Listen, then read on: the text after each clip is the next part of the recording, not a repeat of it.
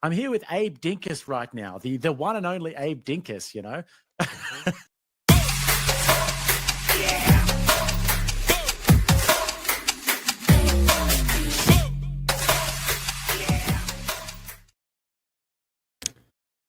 Well, hello, welcome in.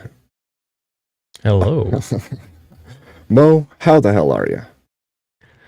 I'm doing pretty good, man. Doing pretty good. I'm eager to kind of get into this and do, a little recap and go over the argumentation because I think this is something that is going to be discussed more in the near future. And I think we can convince some people. I agree with you. I think this topic is, I think it's kind of prescient. I think as we move out of the feels leftist type world that we were living in for a while, and towards a more conservative value-based society, I think things like empathy or the way that empathy is used is going to fall away. Yeah, for sure. I think it's once people realize the history of it and kind of where it came from, and especially how it's used in psychology. I think that's a big part for me. As I mentioned before, I think once we get into this a little bit, I would say a killer argument for it that lands pretty hard, but we'll get into that.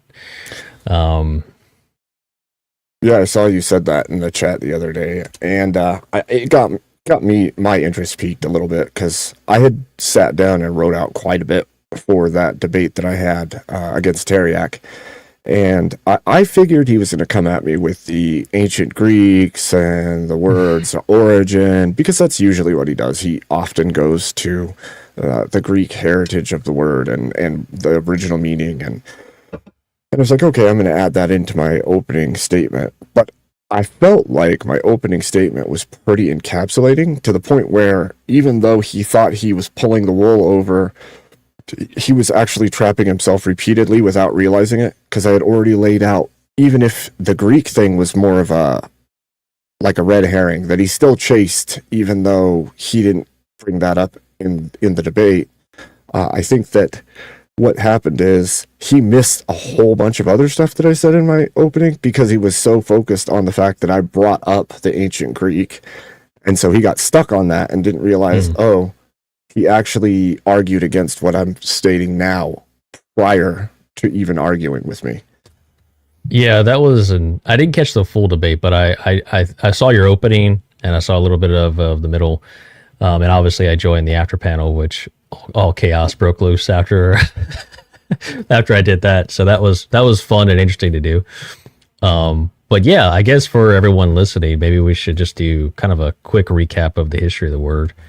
Just kind of bring up speed if they're not aware, or they're just kind of hearing this argument for the first time. But so the empathy, the word as we have it today, it actually was coined in the 1900s, in 1909, by a guy named Edward B. Thatcher. And it originally came from a German word that the meaning means to feel into.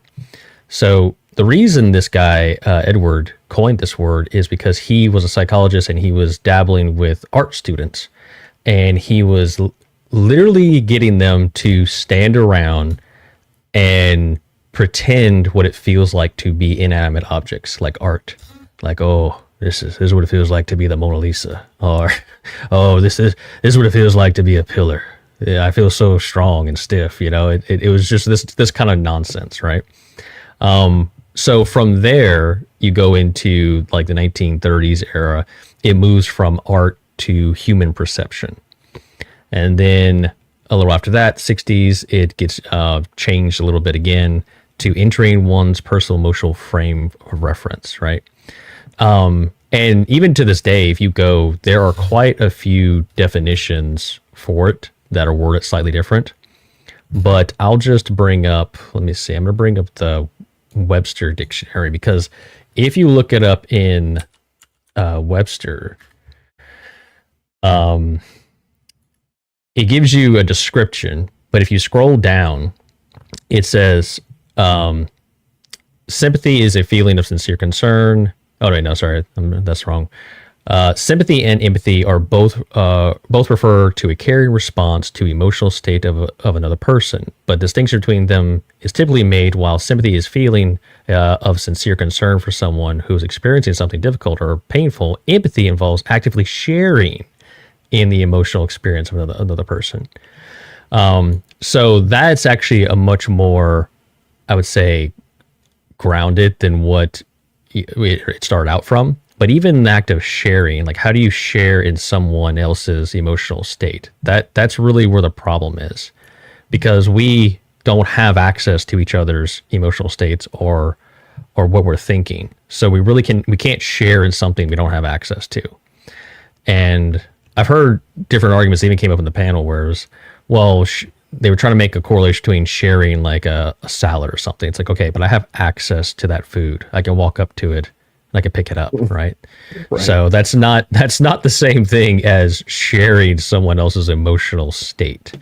A less charitable description is if you just type it into Google, it comes up with the ability to understand and share the feelings of others. Oh no, sorry, that's what I just read. So that's the same thing. But point being, however you want to slice it, the definition invokes this almost woo-woo thing where you have to somehow have access to another person's emotional state in order to feel what they're feeling. Right.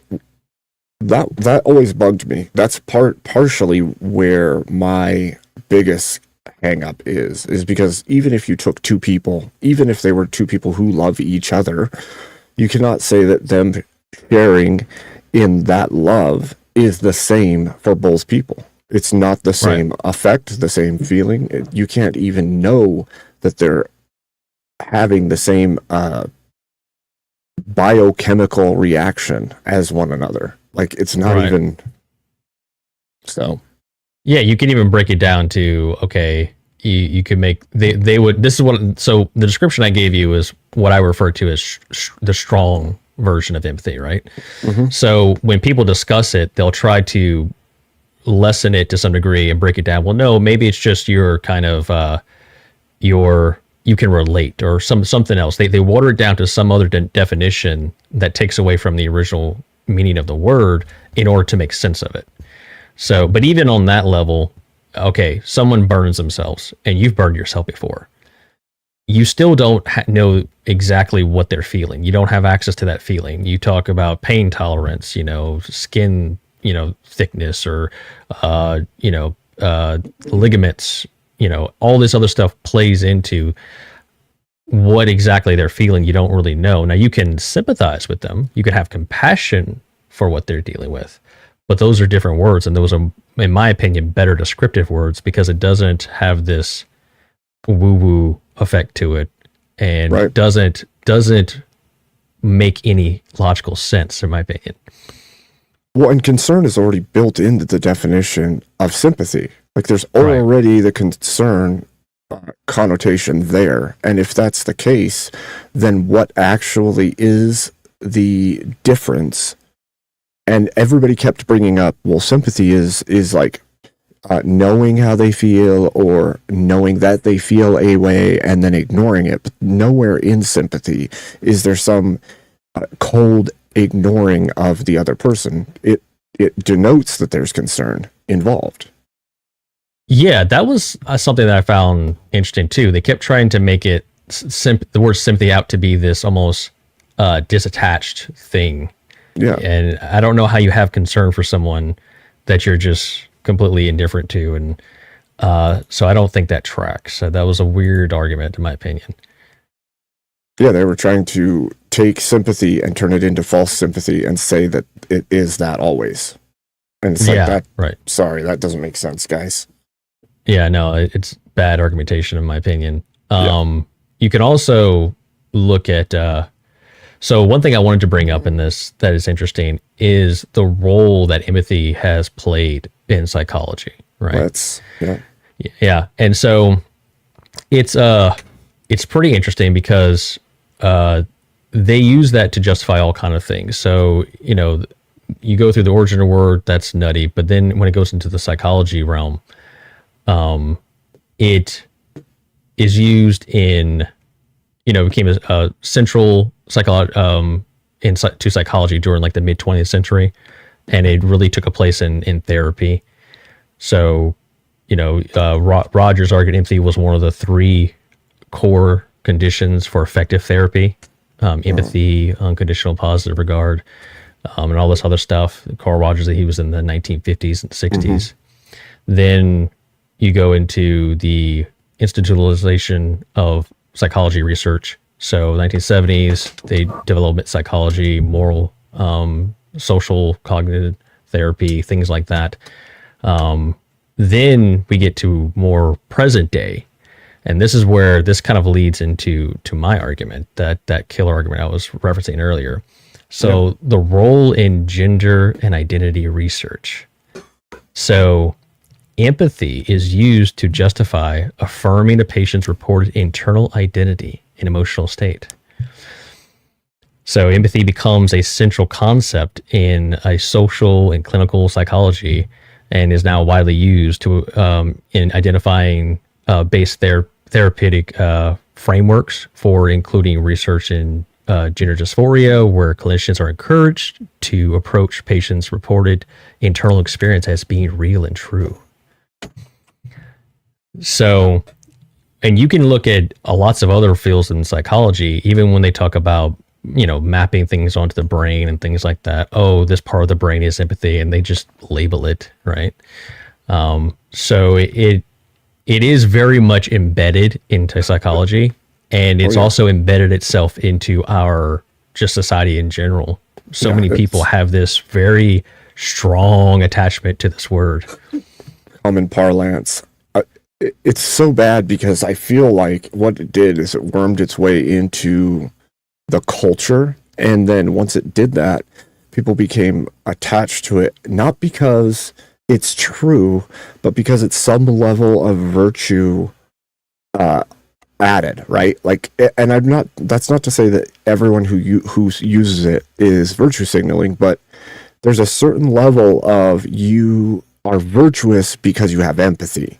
And so long as people have empathy, there's virtue there. And it's like, I don't think that that's the case. You could have empathy for all kinds of things according to the psychology. So right.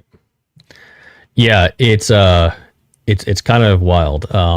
It's definitely got its teeth into society, and people are clung to this because they've been taught, I would say, through propaganda, over the years that, you need to have empathy. And how much does this come up in even the political space?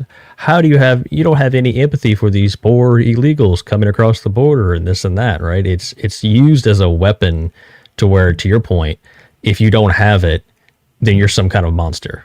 Right. Yeah. Right. It's used as a pejorative. Like if you don't believe that there is empathy, or you don't have empathy as it's denoted by them, then you are a bad person. Yeah. Automatically. Yeah. What's funny too, Mo, I don't know if you found this in your research, but like the original word from Greek, which I argued against in my opening so that he didn't bring it up, was empathia. And empathia was frowned upon in Greece. And the reason it was frowned upon is it was seen more as a social contagion. Like when somebody's really angry and that anger carries over to others, or that person is vengeful and it carries over to others and it causes damage to the society. So it was super frowned upon. And there was literally little laws in place to keep that kind of stuff from happening. So they viewed it as a mind virus, basically. Yes. That's funny. That's funny. It's appropriate, I would argue. Definitely.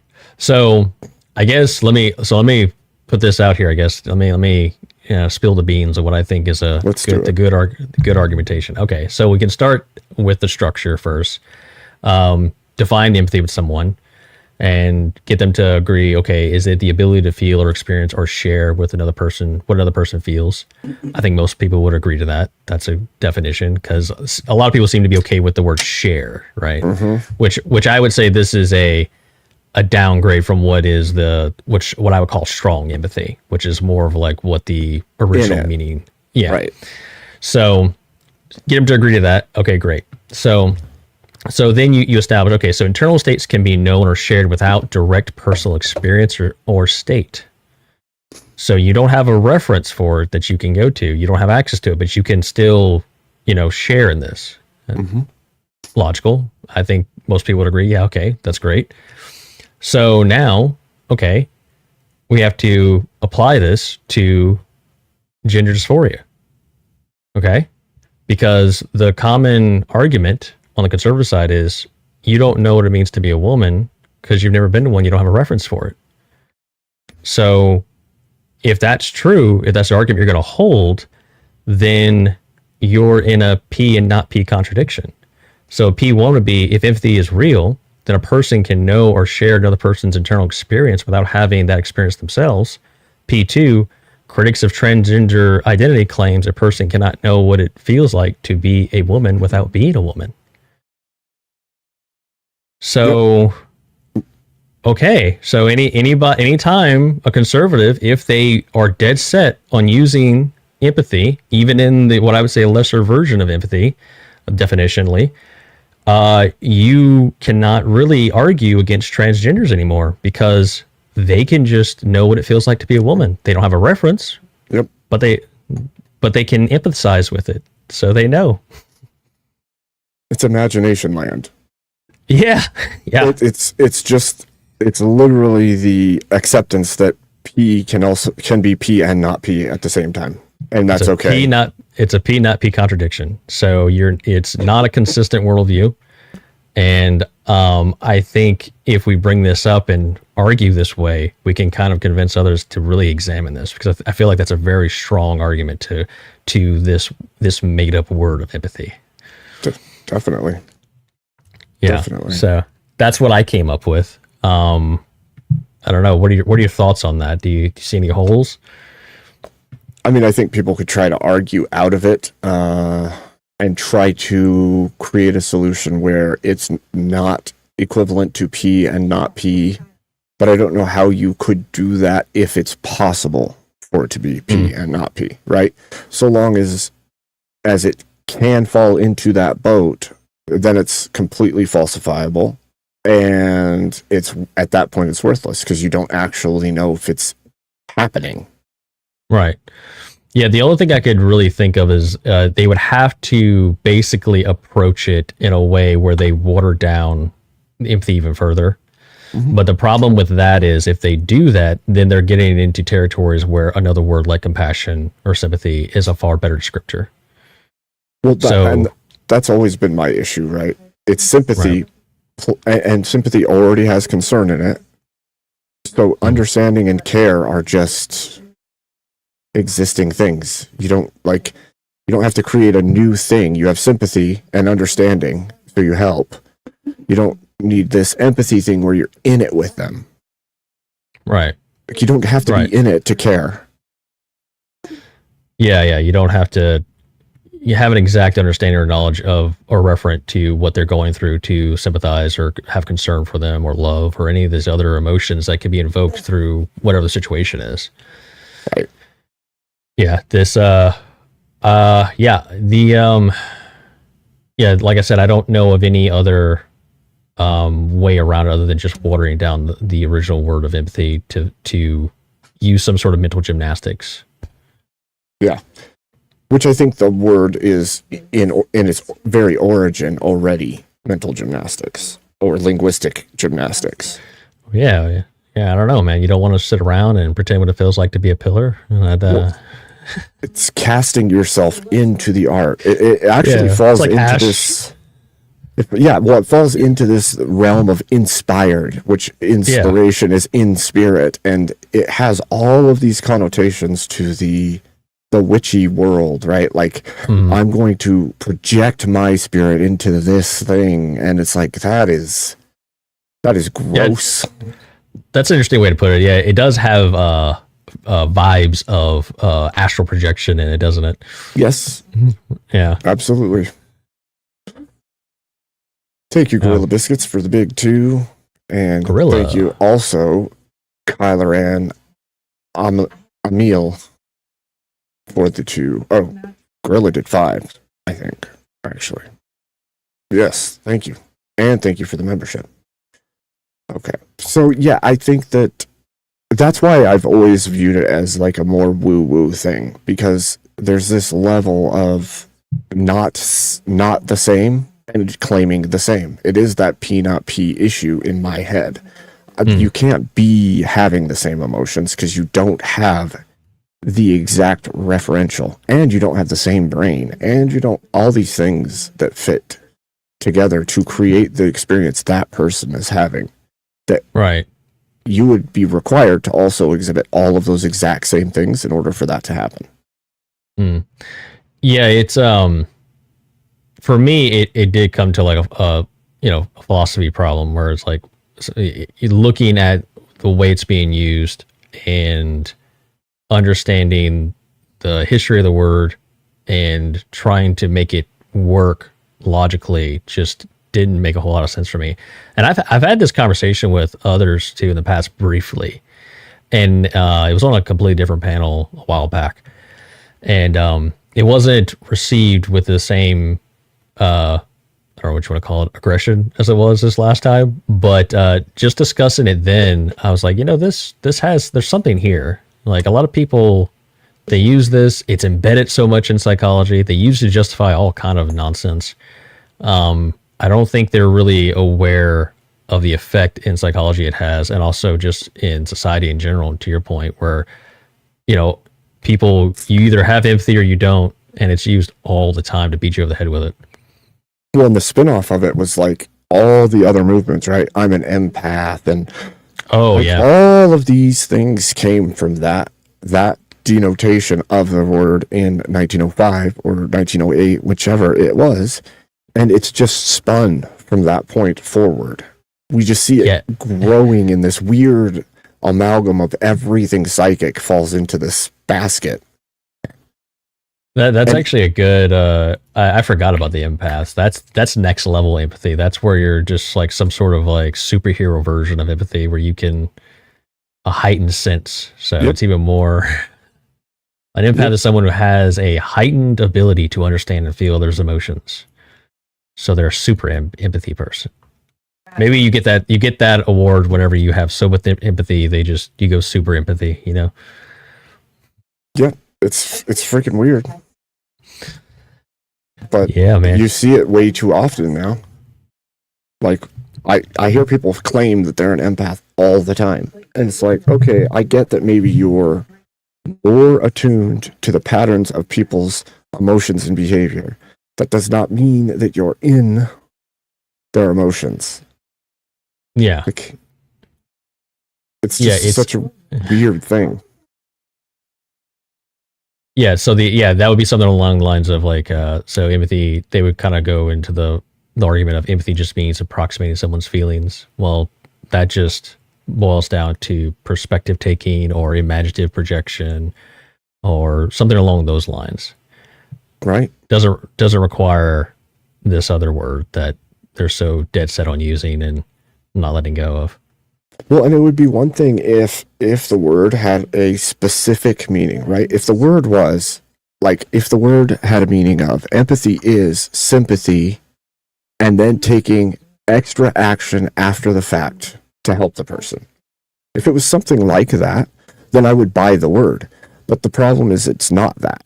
All it's doing is piggybacking off of sympathy, but putting the person who's feeling the emotions, who isn't actually in the situation, in the exact same shoes as the other person.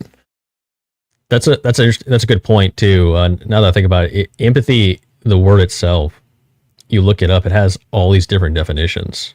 Even going through time, and even currently, there's like multiple definitions. There's not really a like really well defined where everyone agrees this is what it is. And when I was looking it up, doing research, I ran across statements of, well, empathy is still being debated of like what it even is and what it means, and so it's even its definition is just ambiguous and just this like nebulous thing that doesn't have an actual concrete meaning of what it is. Yep. It's because it's all emotion based. And so long as it resides within the realm of emotions and psychology, you can utilize it however you see fit. I think that's the whole point of the word. Like, I think you create this wishy-washy emotional word that gives you some level of power and virtue in the world, and then you can fling it around every which way you want. Yeah. They have a label that they can, prescribe to whatever they want. Even going back to even the brain mapping, like they even have it on there. Like, this is this part of your brain is for empathy. It's like, okay, so you've labeled it that, but it's this nebulous thing that you don't even know what it is, but that's what it is in the brain. Okay, great. Well, and so one of the natural steps I've seen people do, Mo, is they go, "Oh, you don't believe in empathy because you don't care about people." And the fact is, it has nothing to do with that. Like, I do care about people. I do think that human beings deserve to be treated with dignity. I do. My issue is that you've created a word so that you can be selfish enough to claim that you are in the emotions of others, rather than just saying, I've been through some hard stuff too. I could understand how this is hard for you. It doesn't mean you're in their emotions with them. That's a ridiculous claim to make. Yeah, that falls into like the same realm as like the leftists are like, "Oh, are you an ally? Are you an ally? Yep. You're not an ally? Well, then you're the other side. You're evil." Yep. It's this very polarizing definition that people try to find out if you are or if you're not, and if you're not, then you're the bad guy. So I got that too. I got that too, where they were come after me like, "Have a heart, Mo." It's like, I do have a heart. Right. Just because I don't like a word doesn't mean I'm like a cartoonish bad guy trying to put people on train tracks or something. Right, exactly. And to Snizzler in the chat, I would say, look, you say sympathy has nothing to do with understanding, but the word concern is in sympathy. And concern would mean that you have some kind of investment in that person, in the other person's state. And with empathy, by no means has it ever been shown to me that you have to actually have an understanding of the situation of the other person. The claim that you're empathetic to others, even if you've never been through and have no claim to have understanding, you still have empathy somehow, even if you don't understand any of it. And that's one of the arguments that kept getting brought up is, well, they took the time to understand. They took the time to research. It's like, no, if empathy is an initial response, then why is that response there absent the understanding? It doesn't fit. Yeah, and that's also, I find interesting. People have this really hard pushback on the word sympathy. Like it's like not valid, or they try to make it something that's not. I think even in the chat, he said sympathy is about pity. I don't think pity is in the definition of sympathy. I think that's two different words, but it is weird when you have actually better descriptive words that don't have any origins of being woo-woo attached to it that would work just as fine. But for some reason, people are dead set on not using those words in the proper context that they were intended. Yeah, I think that this is a weird degradation of the word sympathy in lieu of the power of the word of empathy. And the reason I say this is, if you look at the history of things, if you were a sympathizer to something, it meant you were all in with that thing. You were on that thing's side. If you said, I have sympathy for their position, it would mean that you actually had some kind of care for it. And now we keep seeing this from people all over the place. It's just pitying people. It's being distant and cold. Nowhere in the definition is that. And it has not been that historically throughout the history of the word sympathy. And yet they downplay sympathy as much as possible and upplay empathy as much as possible, which is a very weird thing to me.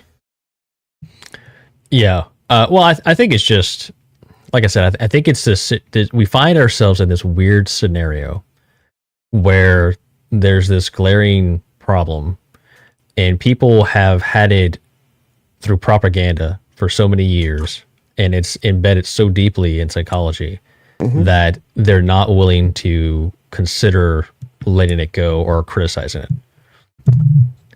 So then they have to argue. They have to argue from whichever way they can to hold on to this thing when they really don't have to. You really don't have to, guys. We've got other better descriptive words, and it doesn't require this nonsense of empathy. It's okay. Just consider it.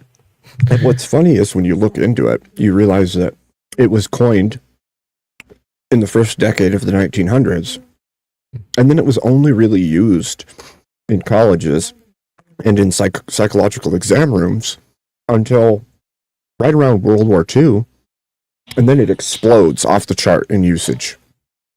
And then you see, well, World War One, but both World Wars, you saw this explosion in the usage of it, specifically for social movements outside of psychology and art that were to push for women's suffrage and all these other things. But basically what happened is it was conscripted out of its original usage with the art, the classroom, and with psychology, and placed into the social sphere because you have to have empathy for these people. I'm gonna look. That's an interesting point. I wonder how much empathy was used as a weapon during suffrage. You look into that. Mm-hmm. I don't know the answer to that. I'm gonna write that down. making the case stronger. Mm-hmm. It's just funny how you see it popularize in way bigger ways after suffrage compared to prior. And even when you look at the pamphlets, you look at the talking points of early feminism, and you'll see it's littered through it. Yeah. You have to feel for them. You have to be in the fight with them. You have to empathize with them. Yep. Very strange thing, man. And yeah. I've said this probably a million times at this point, but words are your greatest tools and weapons as a human being. Some of the greatest tools you have. Because they can wage war, they can fix things, they can build you up or tear you down. So when people start manipulating language in a way that it shapes society around what they want it to be, I start to take extreme notice. Hold on. Yeah, that's actually, and other than it being logically inconsistent, that is another reason why I feel like this needs to be attacked so much, because I want to strip everything I can away from the left. I don't want them to have anything. Yep. So if this is another attack vector that I can go after to make people realize, hey guys, stop indulging in this. Stop even granting this nonsense. That's one more thing we can just beat them over the head with and make them look silly. But it requires us to actually consider the argument, realize it's nonsense, in order to attack it and take that power away from them. Mm-hmm. I agree with that. 100%. It's just like the whole, I've stood against multiple things, but the whole my truth, your truth, bullcrap. Constantly I have to shut that down because you're only saying my opinion when you say that. Right. Yeah. So they can be. But you just have to keep twisting that language little by little. Until truth means nothing. Real, true emotions mean nothing. Individual experience means nothing. Merit means nothing. All of these things are just eroded by casual usage of language or changing of language. Yeah, it's funny how that whole my truth thing even creeps in with people who you would say are more conservative, or it just creeps in different ways where it's like they're adopting this language and giving in to this idea. But yeah, it's just it's a perspective. It's okay. So you mean your perspective or your preference or whatever. Yeah. It's this subjective thing. It's not the, cause when you say my truth, it's almost like you're putting obviously the goal out there is they can't justify it objectively in any way. So they have to put this truth statement on it in order to make it valid. Power. And power, right. Mm-hmm. They have to give it some sort of power that seems to be outside themselves, but it really isn't. Right. And it's like generating an arbitration for yourself in the position of judge, right? So you're like, because I say this thing and it's my truth, it makes it true objectively. And so now you're just the judge of the universe, because if you can say my truth and it makes it true, then anything you say that's my truth is true. Well, you're God at that point. You're just taking that position for yourself, right? Yeah, a lot of arguments put the person in what you're saying, basically their God. Like it's the goal of like, I'm judge, jury, and executioner, and this is valid without me having to argue the point. And a lot of arguments fall into that.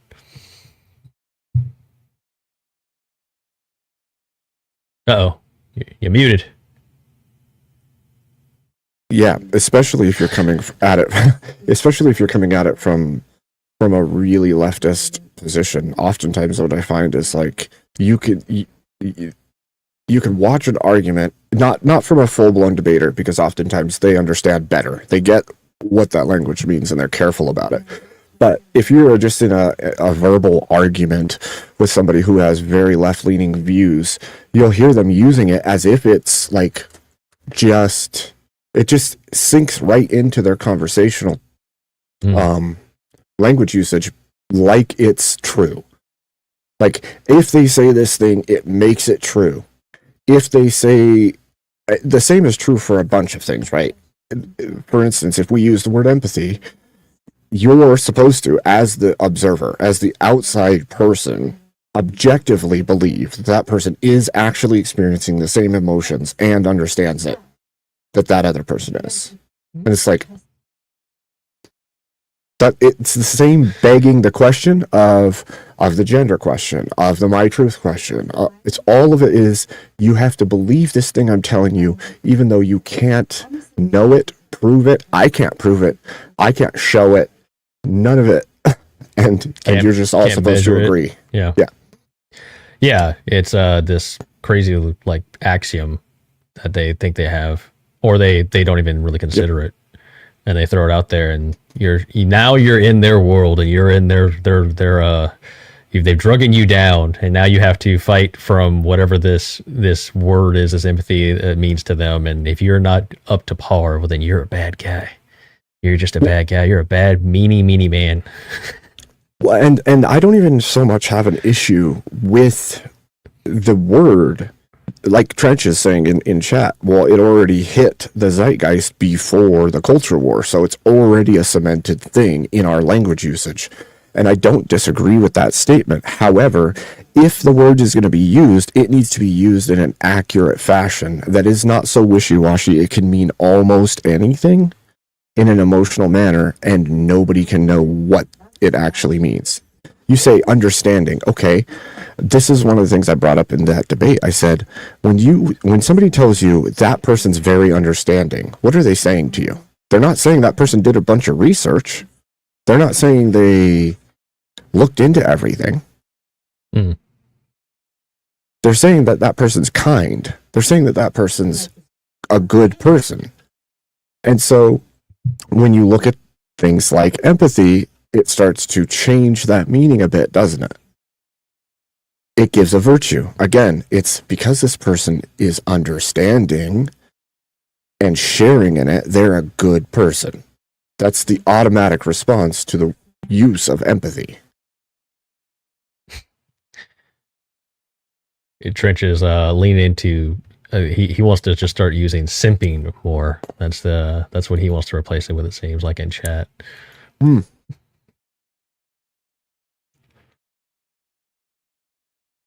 Well, if you could tell me how that's different, I would disagree.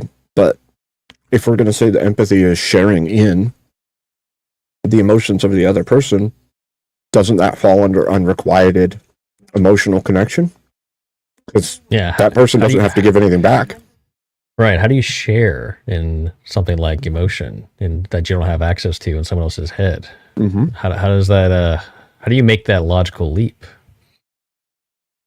The problem is I can say that I understand what my anger, my rage, my sadness, my love, I understand what mine feel like. And I could say that maybe there's an approximation when you feel those things to what I feel, but they can't be exactly the same. And I have to know that. The moment that I believe that I and you can feel the exact same emotion, the exact same way, I think that's a dangerous road to go down. Yeah. And even if you go down that, what the scripture you just gave right there, that's just perspective taking or imaginative projection or something else. It's not this thing, empathy. You're not sharing their emotions. You don't have access to their emotions. Right.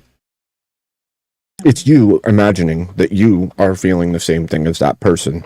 And then, what's even worse, is you imagine that you're feeling the same thing as them. And now you're going to make choices, judgments, tell yourself a whole story in your head based on it without any foundational information about the situation. So now you've built a castle of falsehoods in your head about this other person's emotional state. It's a castle made of sand. It is. Built on a bed of lies. Yeah. Exactly. One could say. Trench might be one to take the argument. He might want to I think he does want to. Sounds like it. You want to tell us how wrong we are, Trench? You want to set the record straight? You want to duke it out with with Trench?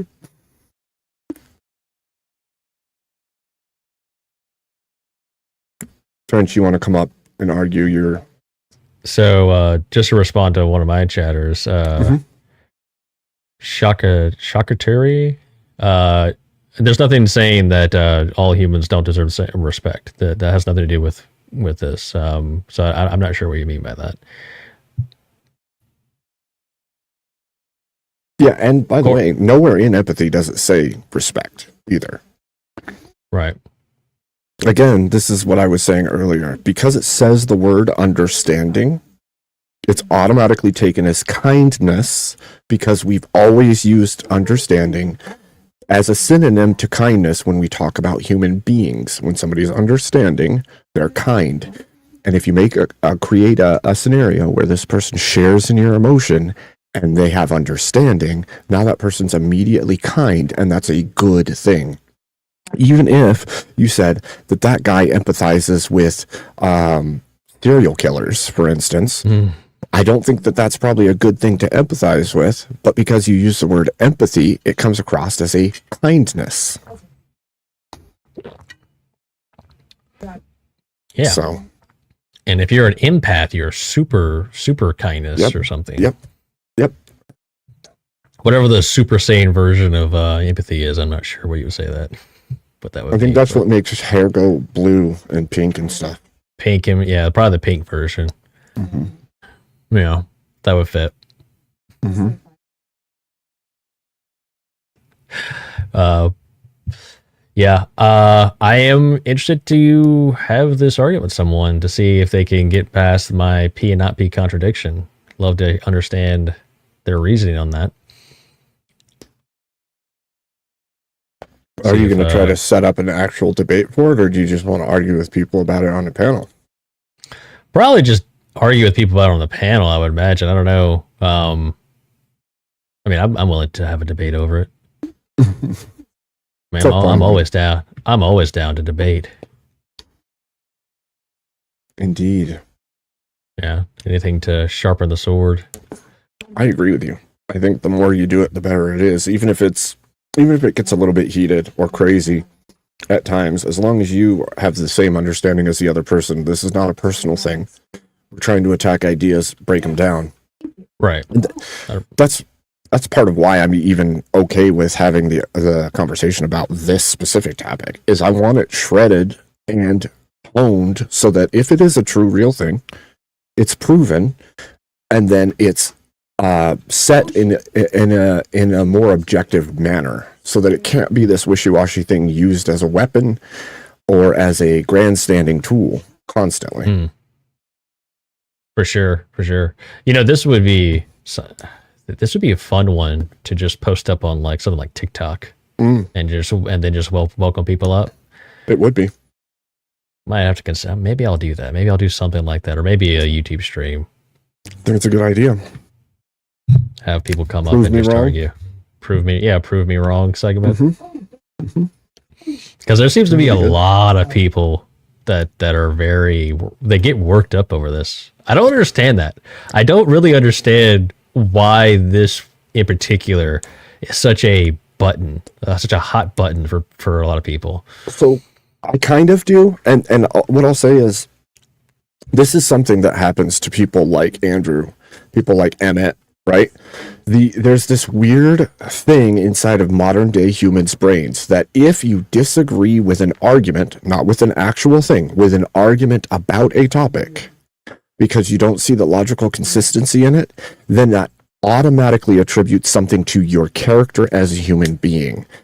So if I took devil's advocate for something and somebody sees me argue that devil's advocate, whatever I argued is truly what my moral center is, and I'm evil if it's something bad. So like when Emmett argues that marriage should be enforced, and anybody who leaves a marriage unjustified leaving of a marriage should be getting legal repercussions for what they've done, or criminal even. And immediately what happens is they put that into his character, and then they start calling him names rather than arguing or contending with the logical drawdown of the argument itself. And I see it all the time. So the moment that I say, I think empathy is fake and gay, it automatically means I don't care about any humans at all. I'm a terrible human being. And that's right. The modern day human brain cannot contend with an argument versus a belief. Right. Yeah.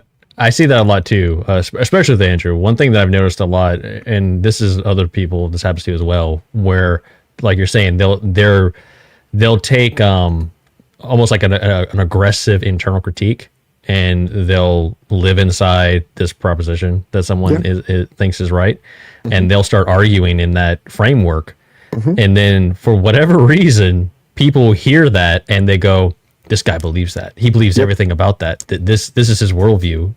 And then they'll reference it later on. Well, you said this without actually taking the entire context. Do you understand? He's either doing devil's advocate or internal critique or some crazy analogy. He's not actually saying, this is my worldview, this is what I believe. Right. And the worst part is, and this will hook to what we're even talking about, the empathy of the situation allows them to think they know what this person believes now because they have understanding, and they extrapolate that out, right? And because he believes this thing, he must believe this thing and this thing and this thing, and there's no logical entailments that connect them because for some reason people do not have any logical coherency inside their brains today. And so what happens is, because you think that leaving your marriage unjustified should have legal repercussions, it also means you probably torture dogs and all these other things. And it's like, first of all, the person who's arguing that may not actually believe what they're arguing. They're giving you a logical argument to test your logic, not their own. And how did you attach all this other bullshit to it? Yeah, that's and I see it all the time. Yeah, like the Andrew, he's argued a few times of making an analogy of like locking women up in cages and things like that. And so many people are like, he wants to lock people up in cages. Like, really? It's because it blows my mind, and then it pisses me off. The same happens with his force doctrine argument. They extrapolate out that he believes all forms of force are right because he's arguing that might makes, that whoever holds power can enforce that power in whichever way they choose. He's not saying that you should use it for evil, but he's saying that even evil people with power can do whatever the hell they want so long as they have enough power to do it. And people automatically think because he's saying whoever has the force has the power and can choose what happens, that he wants the bad. Yeah, they jump from might makes to might makes right. Yeah, it's crazy to me. Yeah, There's a it's a disconnect, man, and I think it has to do with a lack of critical thinking that used to get inbuilt through like daily experience working on the farm and doing things, menial tasks, and growing yourself as a person, having lots of conversations in person, being responsible and accountable for the words you speak and the ideas you put into the world. And because it doesn't exist in the same way it did in the past, people never develop the logical linkage that needs to exist for you to actually contend with arguments.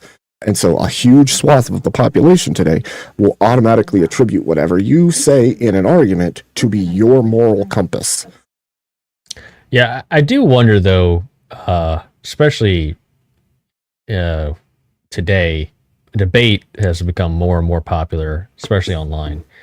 I wonder how much of that is just people who are not in the debate space and don't understand debate, hearing these arguments and then jumping to what they think is their logical conclusion, and just running with it.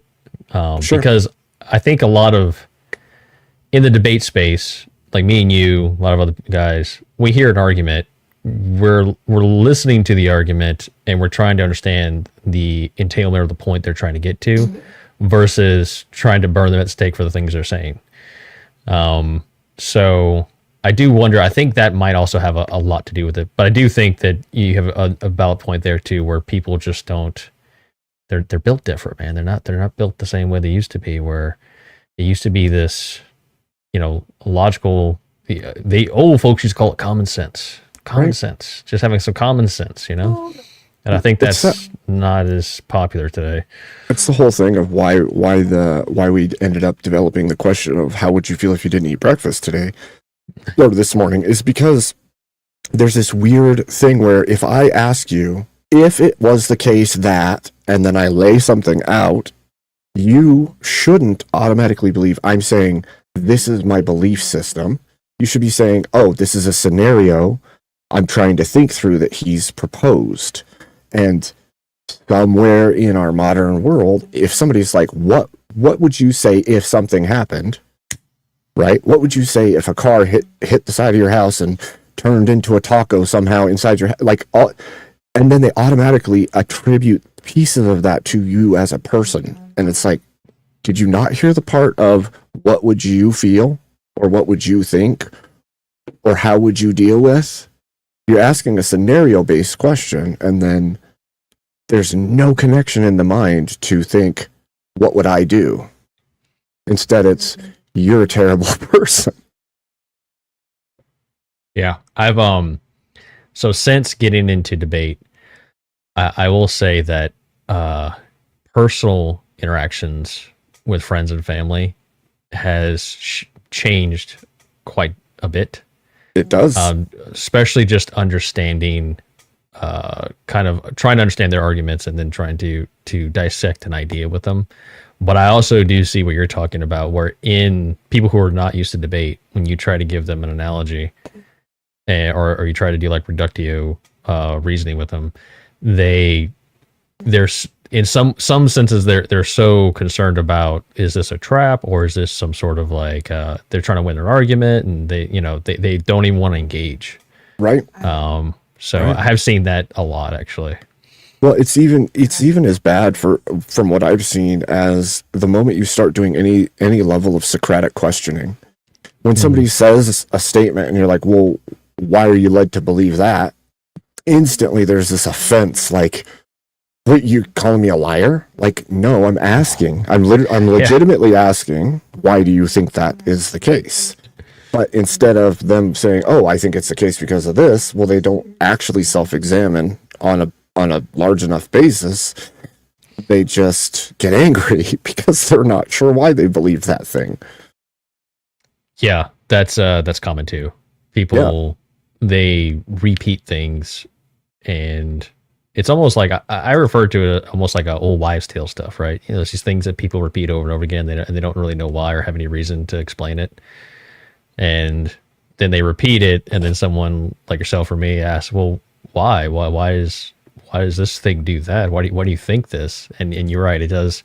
It's almost like you're questioning their internal being or their soul or something. Yep.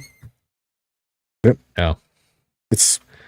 But I think that plays into this exact same topic that we're talking about, because if you believe that humans can experience the inner world of another human being, why would you not attribute things to people that you're having a conversation with if you believe that you actually can feel or experience their inner experience or inner world? If you actually believe that's the case, then you can make any claim of another person because you have empathy, because you understand how they feel. You understand what's going through their head. And I think that it gets used like that very often, at least as post hoc rationalization inside the minds of the person making statements about another person.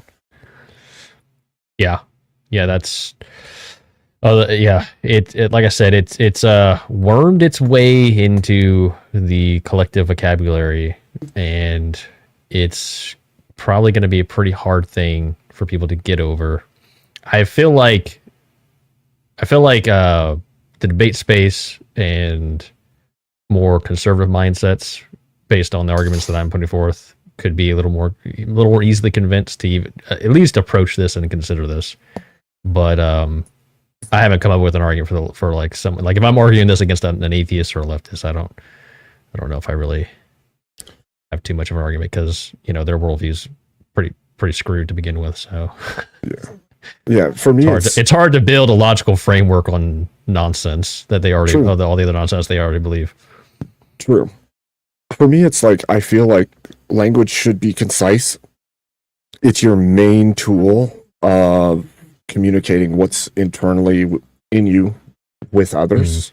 And if you can't seem to use it for that, then you're dropping the ball. People who legitimately can't, are at fault for not being able to. But if you have the faculties to communicate accurately, then why would you slosh the words into a mush of meaninglessness when you could actually use them in an accurate manner that would convey your ideas more clear and concisely?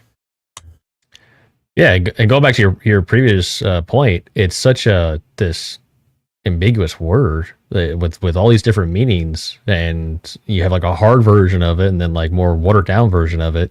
And even if you look into it, like I said in my research, that it's even debated of what it even is, and what it how it applies to psychology. And so there's even like infighting in psychology of like what this thing properly means or how to apply it.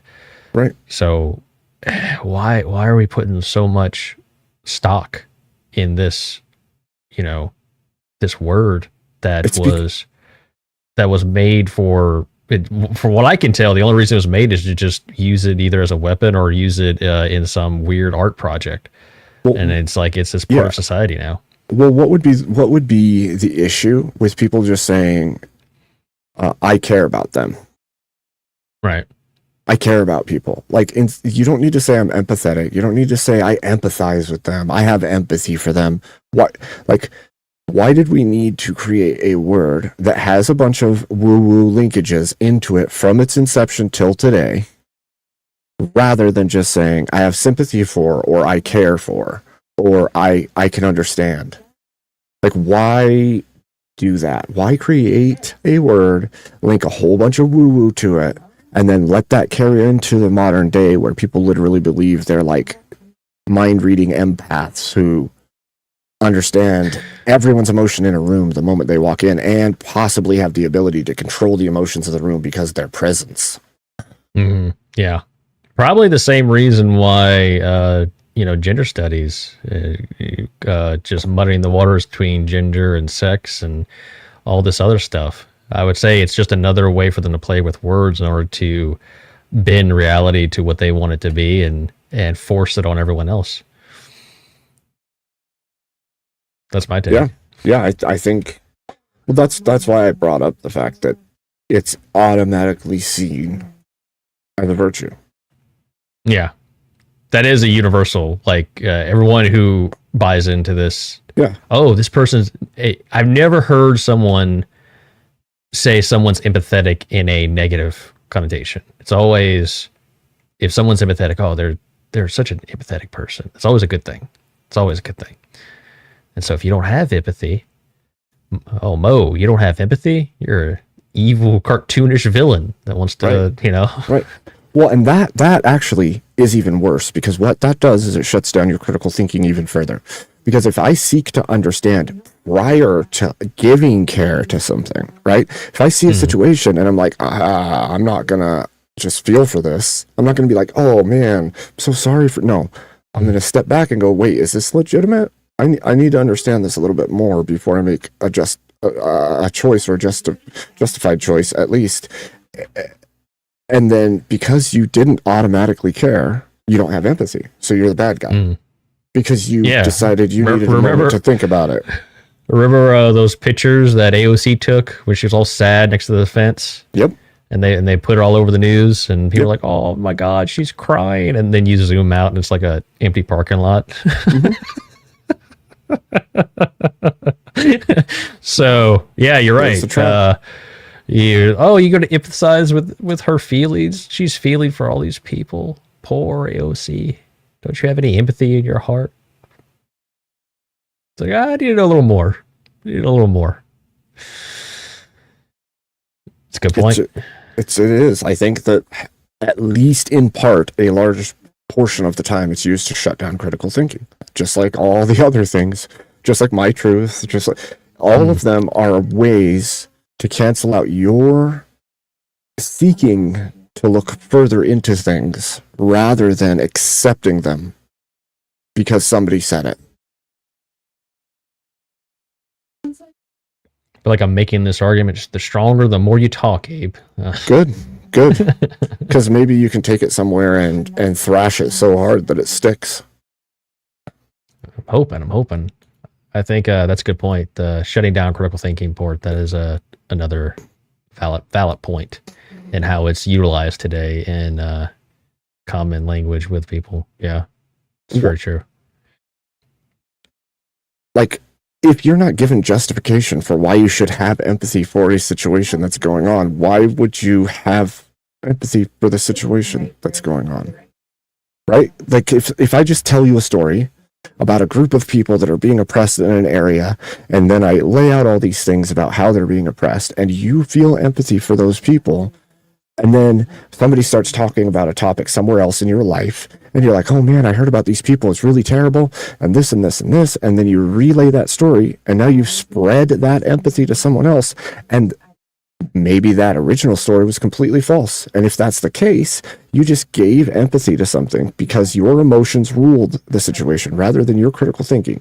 And if you didn't go look and see if it was an accurate statement, for all you know, the people who were claimed to be oppressed are actually the oppressors, and they're toppling other people's lives and destroying everything everywhere they go. But you have sympathy for them, or you have empathy for them because you heard a story.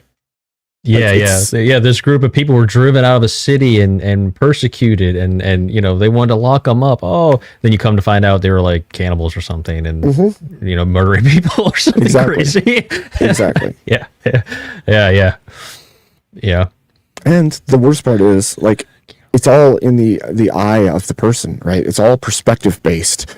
So if somebody who was doing wrong and has something happen that should happen because they were doing wrong, they're going to complain. We've seen this a lot, right? You see it in relationships. So-and-so left me. They were a terrible human being. But then come to find out, the person who's saying all those things is actually the bad person. They were doing really shitty things. But if you just take the empathy right off the bat, you're going to believe the person who was the aggressor. In a lot of cases, because human nature is to defend self. And I think that empathy just amplifies that to a point of, I don't know, man. It just comes down to things like believe all women and like all of those things. Yeah, you can see it also, the story you just gave, you can see that play out in real time on the Whatever podcast. Yeah. Some chick will make a claim of something horrible, and then they start asking her, details about it. Turns out she was a horrible person. It was probably her fault. Yeah. Yep. Because we live in first person view. I don't want to make a bunch of like biblical claims, but like we look through glass darkly. And what I've always kind of taken that, at least in part, to mean is that if you look through smoky or dark glass, you see yourself. You don't see the world. You see yourself. You're seeing the reflection of self over everything. So the stories you tell, the situations you were in, all of it's based on your emotional perspective, your personal experience, not about what actually happened. You can't give an objective reenactment or telling of something, not really, because you are the person in the scenario. And because you overlay your view of things on the world all the time, it's nearly impossible to give objective information as an individual. Yeah, we all view reality through cognitive filters. Yes. Right. So by definition, anything that we relay is going to be subjective in nature. Which just makes empathy even less likely to be true. Right. Because not only can you not be in their head, you also have all of their cognitive filters and your cognitive filters between you and them to even get close to their emotional state. Yeah. I don't know. Do we have any chatters out there that want to come up and argue with Mo about this? Because I think Mo's right, and I'm not going to actually take a stance against people. I already just debated it, but... Yeah, come one, come all. Anyone wants to come up and have a little... We just have a discussion. We don't have to be full-on debate, bro, if you don't want, but we can go that route if you want to. I don't care. Sure can. I'm going to throw the link out there. And if we have anybody interested in coming up and talking about whether or not they agree or disagree, whatever you want to give us your take on it. Is empathy real and important and the builder of all societies in the world, or is it just fake and gay? Let us know. Welcome in, Kat. And thank you all for being here. Make sure you hit the like, the subscribe, and consider donating so that I can continue to make videos for you guys. Yeah, get those likes, get those subs, and throw those donos. Show's not free. It's true. It's not free to produce, that's for sure. So yeah. So you got any debates coming up? I don't right now. I don't have anything set. Actually, this last couple weeks, I've been having a bunch of physical, like bodily pain issues and stuff. And then that leads me into worn down immune system. So then I'm sick. But I think I'm on the uptake. I'm hoping, because I need to get back into, like, I was getting into doing my weekly series of Young Men, It's Not Your Fault, But It Is Your Fight. I like that. The series on every man in history, especially young men, went to war for their countries, not because of something that they did, but because of what past generations did.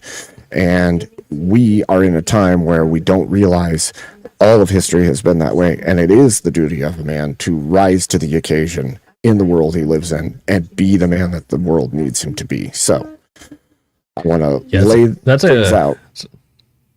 That's a solid point. I think that is something that is missed, because I talk to a lot of guys, and it does seem like a lot of guys have this feeling of, well, I didn't cause this, and everything's just messed up, and why is it my problem? And it's like, well, you can look through history, and there were pretty much any point in history there was something that the men of that time had to deal with in some way. And it wasn't always necessarily their fault, but it might be their responsibility. Yep. Well, I mean, look, even if you, in your home right now, if out of no fault of your own, the pipes burst, do you have to deal with that? Right. Okay. Well, guess what? That's how life works. There's going to be things that are outside of your control. It's your responsibility to control your life. And if you have a family and you're a man, then it's your responsibility to care for them as well. So I think that we have gotten really far away from I want to call it like extreme accountability. Like, even though there's going to be things that happen to you that suck ass, that are really hard to deal with, you still have to deal with them. You're in it. You're in your life, and the things that come along have to be dealt with. You can whine about it. You can say the world's effed and I can't do anything about it and give up, but that's how the world falls apart, one man at a time. So right, yeah, for sure. Yeah, it's for me, I never really could relate to that, where, you know, like something goes wrong and it's like the end of the world. Like guys just like lose their minds and they get all emotional. For me, it's more of, okay, here's a problem, and then so it's like you work through it. I always look at it like, you know, one day I'm gonna look back and this is gonna be a funny story, right? Like, oh, my pipes burst and there was water everywhere. That's a story you tell your buddies. Like, oh man, I was about to go do this, the damn pipes bursted, then I had to spend, and then I was up till 3 a.m. trying to, like, you know, fix this shit. So yeah, that's, I don't know, that it never really, stuff like that really doesn't, I guess, cripple me, if I'm being honest. But I talk to a lot of guys where it seems like the littlest thing, it's like, goes wrong or doesn't work, and then it's like, wow, it's all just because, you know, everything's horrible and everything's working against us. You know, actually, I actually think something that ties into that, and maybe this is a hot take, but I feel like a lot of the reason so many guys feel that way, especially guys who are chronically online, is because of all this manosphere shit. I feel like I think the manosphere has, like, turned guys into hedonistic animals where if things are going easy all the time, everything should be right. Yeah. Like there's no love of grind anymore, or, you know, accepting the suffering situation to get to a better outcome. Okay, well, here's my hot take. Adversity breeds success.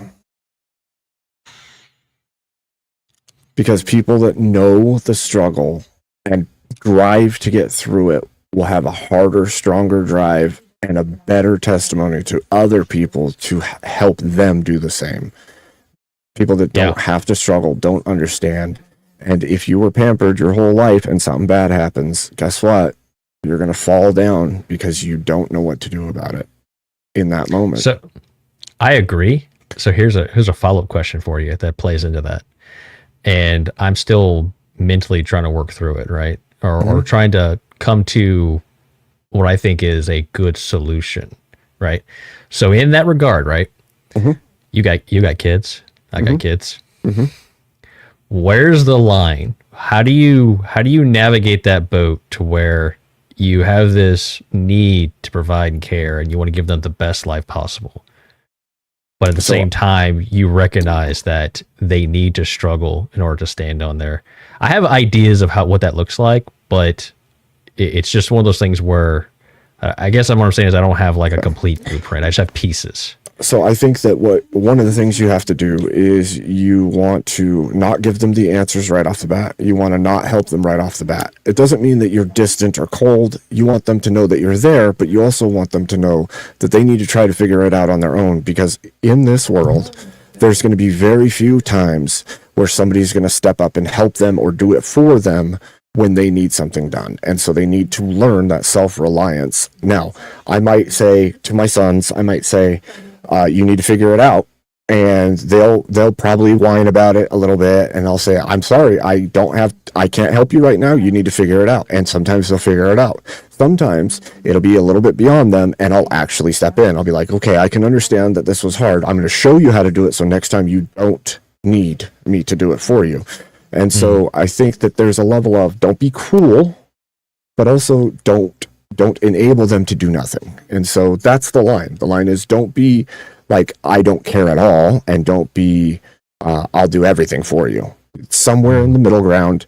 But you always, I think for me, I always want to make them try to do it on their own first, because I think there's learning in the trying. Right. Yeah. I think that's pretty good. I like that. That's kind of what I've been applying. I'm a new dad, so both my kids are very young, but even down to little things like what you're saying, like so the 2-year-old, she's just now like getting comfortable dressing herself, right? so she struggles with it. Like put the shirt on her. I might put her on like halfway. Okay, now you got to figure out put your arms in, and then not help her. Like no, you gotta figure it out. Then she'll whine, and then she'll finally get it. I think that is an easier task. I feel like it, and I'm just guessing here, but I feel like it might become more muddy the older they get. Yes. Right? Yes. Yeah. Because I'm probably softer sometimes than I should be, but I also was raised with a father who did things like, your mom's vehicle has something wrong with it. You need to go figure out what it is. And it's freaking snow on the ground, and you're like, I don't know what to do. It won't start. And you just have to figure it out. And it didn't matter if you asked for help. It didn't matter what you said. You needed to have that done, and it needed to be done today. And you just lay under that car, and sometimes you're going to weep about it, and sometimes you're going to be really pissed about it, but we figured it out over time. And I don't want to be that dad who's not there, but at the same time, I see the value in forcing them to overcome sometimes. right. Not to the point of like making them hate their life, right? But Right. So somewhere in between, making sure they're independent, but not necessarily shipping them off to military school. right. Yeah. Right. Somewhere in the middle there. Yeah. Right. Yeah. Gotcha. Yeah. That makes sense. So yeah, I think it's hard because every individual human being has their own personalities. What you find, especially as a parent, is that you could have children raised in the same household by the same parents with the same rules, with the same belief systems, everything, and they will turn out completely different. Their outlook on how they save their money, how they use their money, how they clean, how they organize, everything about them is completely different. They're raised exactly the same, but somehow they're completely different. And so there's some of that means that you as a parent have to figure out what's more effective for each child individually, because it's going to be different. Like one child might not take to discipline at all. They might just keep doing the thing regardless of the discipline. And the other one, all they needed was a stern look, and they'll never do that thing again. And so it's really funny how different people can be. I've even noticed that with individual things with one kid, right? Like for the most part, just like you say, a stern look, but then there's this one thing, it's like a repeat thing for whatever reason. They refuse to let it go. It's like a line in the sand they've drawn. It's a battle of like wills and discipline to get over it. It's crazy. Okay, I gotta read this one. Sorry. I'm paying attention, but I'm kind of like in the conversation too. So Red Dwarf Woman says, in reality, empathy is actually projective self-involvement. This is ultimately a form of narcissism that passes as caring. I mean, that's basically what I've said. Yeah, someone, who was it? It was a brief discussion I had. Empathy came up, and someone was making the connection between basically psychopathy and empathy, to where they're the ones that are like truly, in a way to even approach like doing it, because they're just psycho, and that's how they're narcissistic and that sort of thing. Yep. Interesting. Well, if you were a sociopath or a psychopath and you wanted to exhibit normalcy, all you would have to do is pretend to be empathetic about things. Act like you feel, I'm sorry, that must be really hard for you. I can totally understand what you're going through, and you just seem earnest, and you seem like a completely normal person.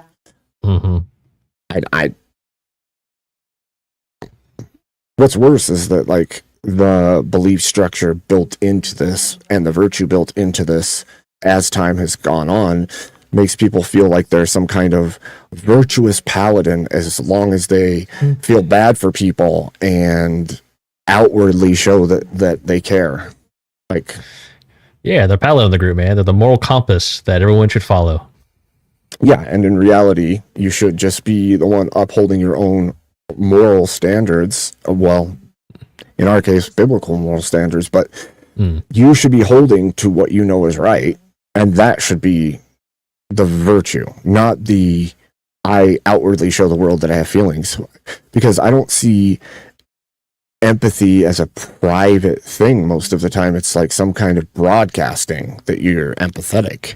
Like, what good is it if it's in private and nobody knows about it? Is it needed to be talked about? Does the world need to know that you have empathy? I don't know, it's a weird thing. And sympathy, I could say, like, sympathy I can feel for people going through hard times. I can feel for them. Not like for them, but you know what I mean. I can be like, that really sucks. I've been there. I hope it gets better. And if I can help, I will. But that's it is what it is. And that's not pity. That's not like me being cold about it. That's me understanding, man, that sucks. But that doesn't entail me being in that same feeling. Like, I don't know what's going on in that household. I don't know why they're going through that thing. None of that needs to be known. But if I was saying that I'm empathetic to that situation, well, now it's a whole new thing. I'm sharing in it, which is a public display, right? Because to share is beyond self. Now I'm sharing with you, not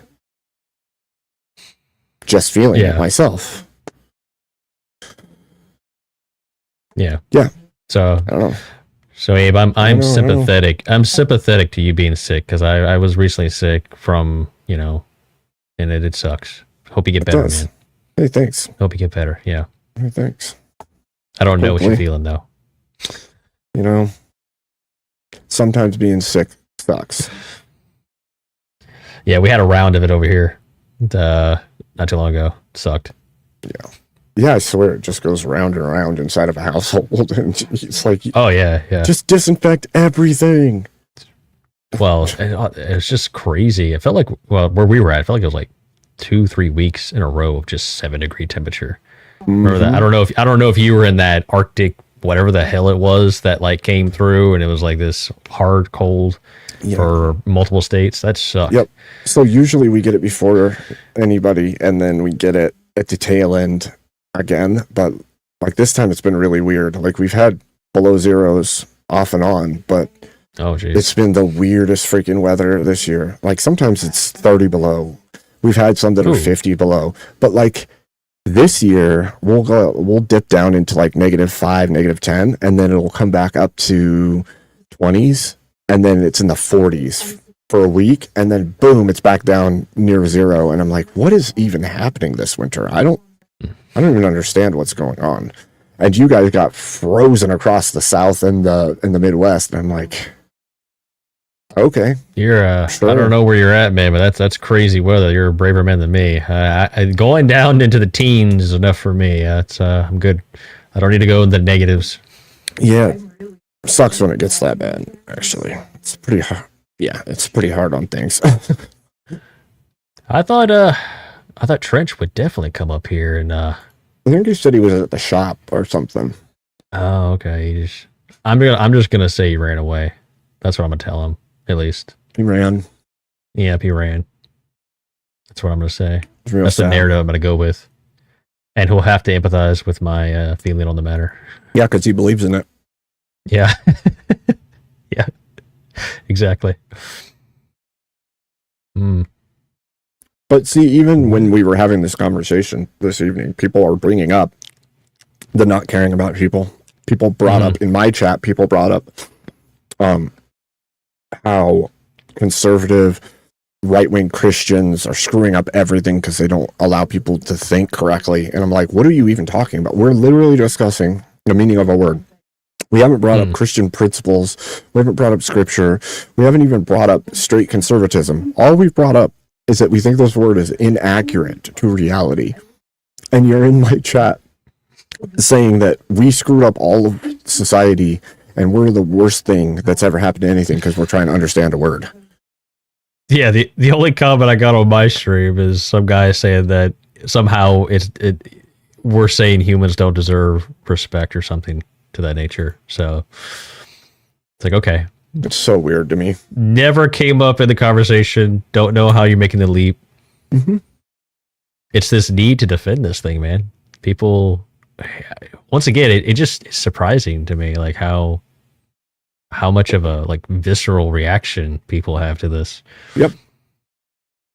Doesn't make sense. So, Are you defending the word? Or are you defending your virtuousness because you think you exhibit it? Yeah. Maybe it's a scenario of like they've been told like they're a very empathetic person, and now it's part of their identity. Yep. Yeah. So other than, I guess maybe like a handful of people in your chat, you and me, the only other people I've talked to that agree with me is like one other guy, and then Emmett apparently agrees because Emmett's very analytical, and I think he thought this even before I brought it up because he was on another panel. He said it was fake and gay, and I was like, yes, exactly. Yep. Yeah. So. Yep. But it's okay. We're gonna convince them. It's gonna take a while. Just gotta give the arguments out there. Gotta go back. Gotta wrestle with this. We're gonna get more and more on our side. Loving your fellow man and caring about their well-being is not the same as empathy, people. And it's okay to have one and not the other. Mm-hmm. It's okay to attack this crazy psychology nonsense that justifies all kind of horrible things like the gender dysphoria. People are really a woman because they can feel what it feels like to be a woman without ever being a woman. It's okay. We're attacking the whole structure. We're going to knock the legs out from under it. You just got to come along with the ride. Yeah. And it's actually really crazy, too, because when we look at, you talked about the inception of the word into popular culture and the recoining of it from the original Greek and Latin roots, right? And sympathia and empathia both come from the same roots of language. And it's funny that one has basically held its meaning the entirety of the time, which would be the sympathy or sympathia.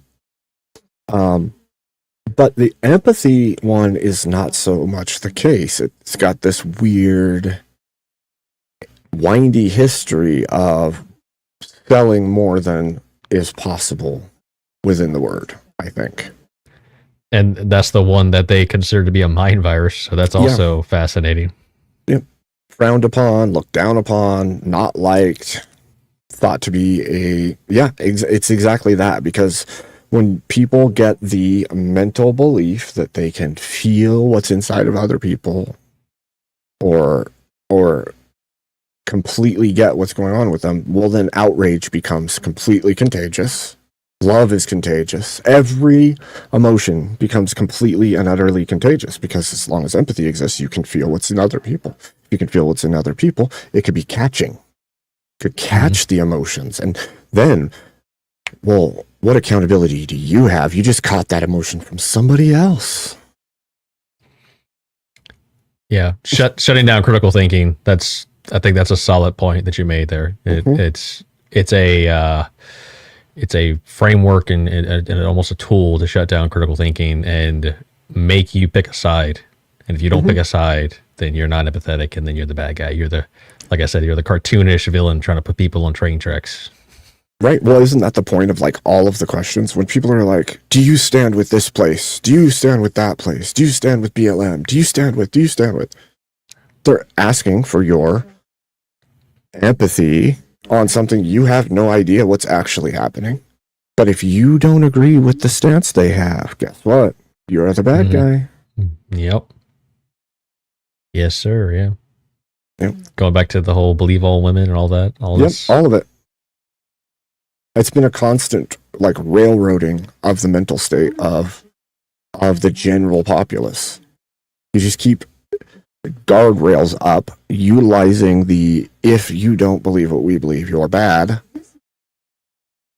And it's almost always based on compassion and understanding of people's plight. And so there you have it. It's like a wagon.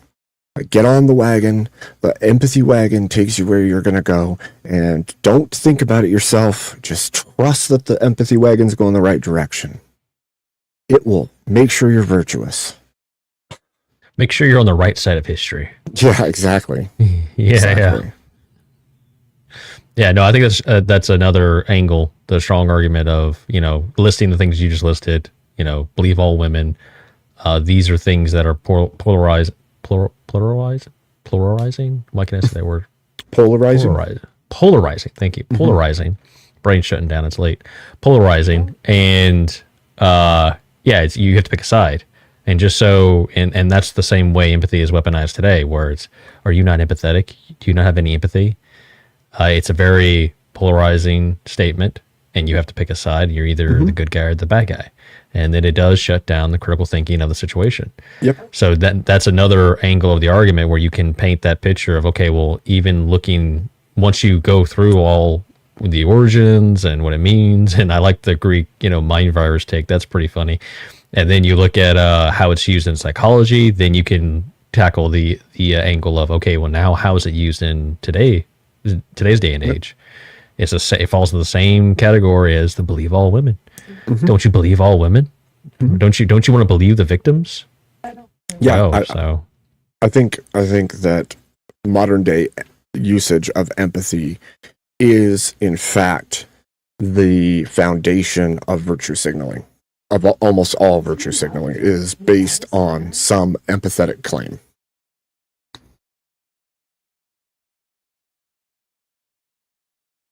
Yeah, that's but I'm interested. Maybe I can have I don't know when we're gonna bring it up, but maybe I can bring it up with Easy seemed to be the biggest proponent against it that night.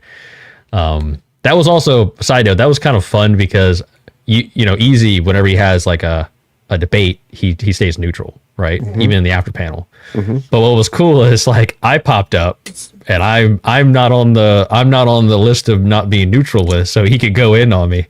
So right. I did like that. That was kind of fun because it made me think like, maybe heated. Maybe I should do that more often because it allows Easy like an outlet to like talk without like targeting the other debaters. So that was kind of fun. But I don't know like how often I'll be able to do it based on the subject. But that was pretty good. But maybe we can have another discussion and I can kind of paint this picture, especially the P and not P contradiction, and see what his take is on it. Yep. I mean, that's a hard one to contend with. If there's some form of contention, it'd be good to suss it out. Now, the only thing I can see as a meaningful distinction would be that the claim of something that resembles empathy, which again would probably fall into sympathy because you don't need any extra steps,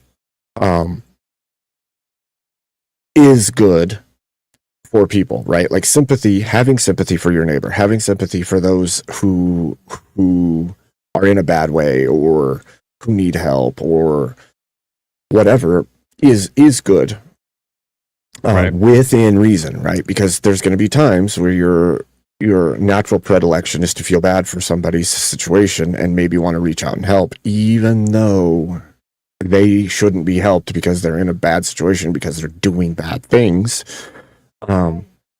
It does, like, even from the Christian worldview, there is that sympathy response of, oh, geez, maybe I can help that struggling family or that struggling person, or they're stranded on the side of the road because their tire blew out, or like those things are good. That kindness is good to give. But I don't think that we have to go as far as sharing in an emotional response or sharing in the, however you want to put it.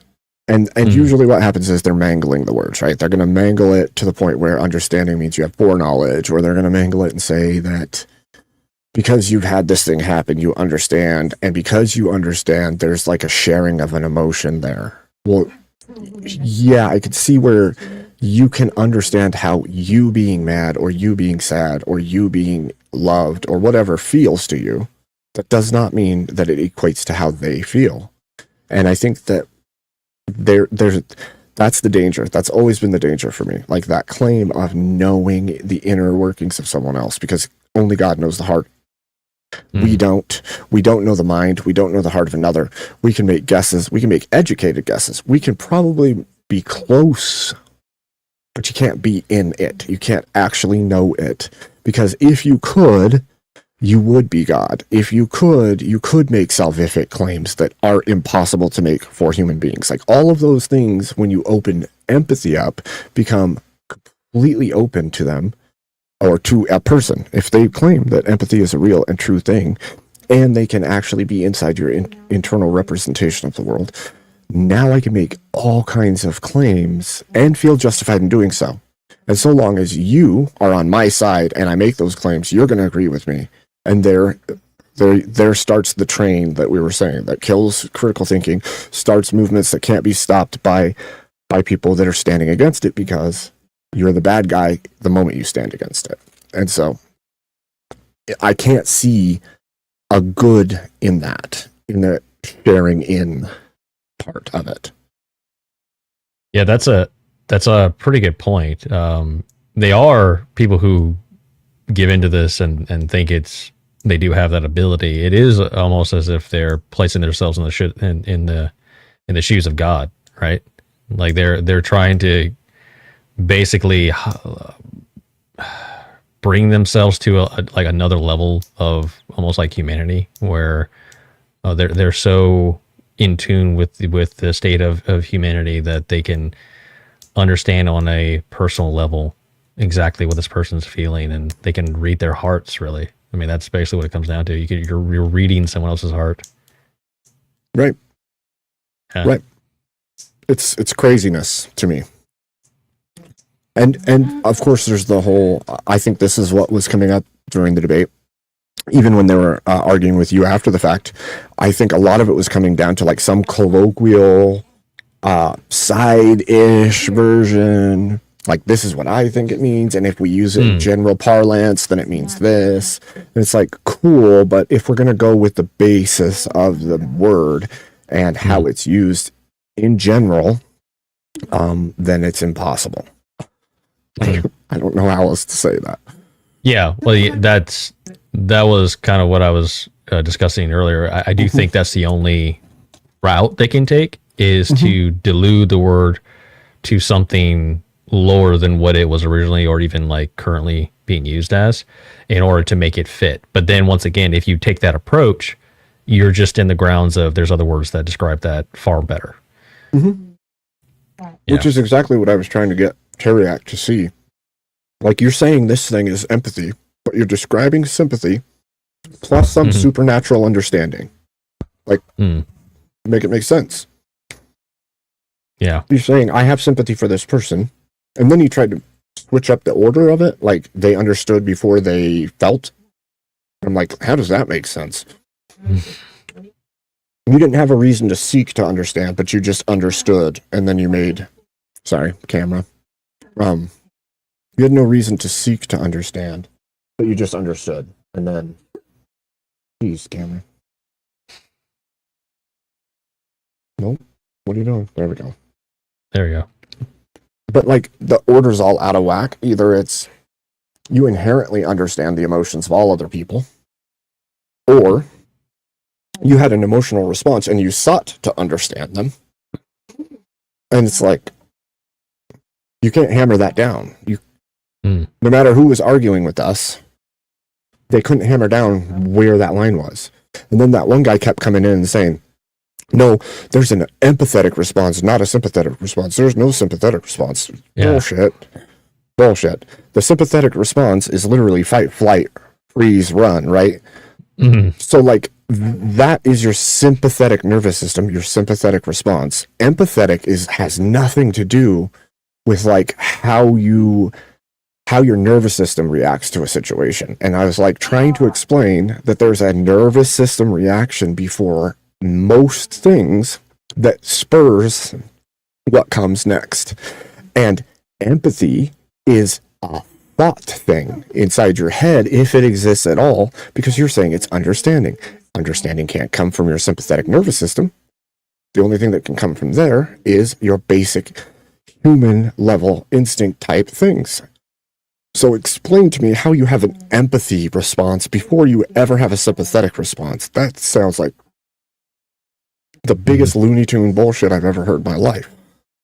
Yeah, there was I don't know if you saw that Leaf guy. He came up in the panel, and he started off something along the lines of empathy has to do with the empathetic portions of the brain, and I cut him off. I was like, I don't grant you empathy. Like, you can't use a thing in question to describe the thing in question to prove it. Like, you need to prove it to me with some sort of logical framework. Well, and that's one of the things I brought up too, is like you can't coin a phrase in 1908 that is this new but pre-existing thing that human brains do that allow us to share in emotions with other human beings, that's only ever been called sympathy or caring for people, and then map it onto the brain and tell us that this specific made up new thing that you made up is a region of the brain that does that thing.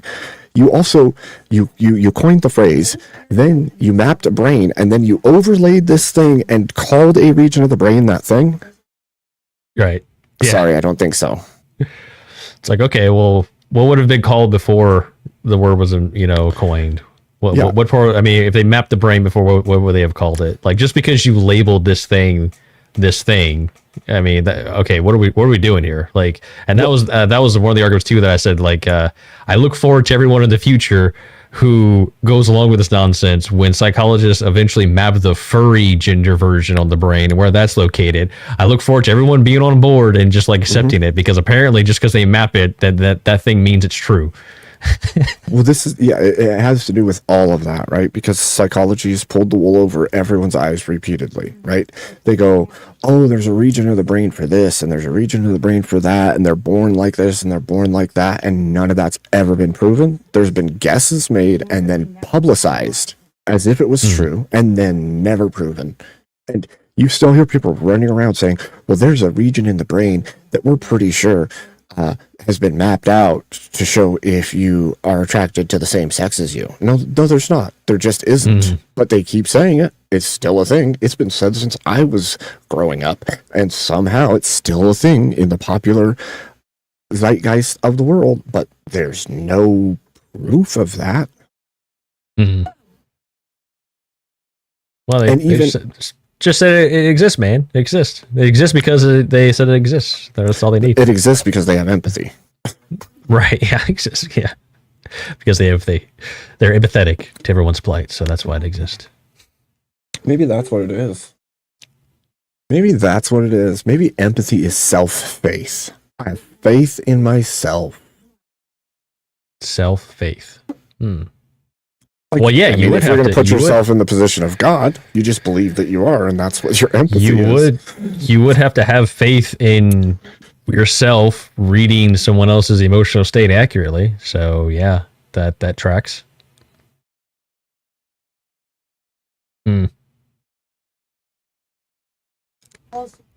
ask me. I'm just a weird guy on the internet.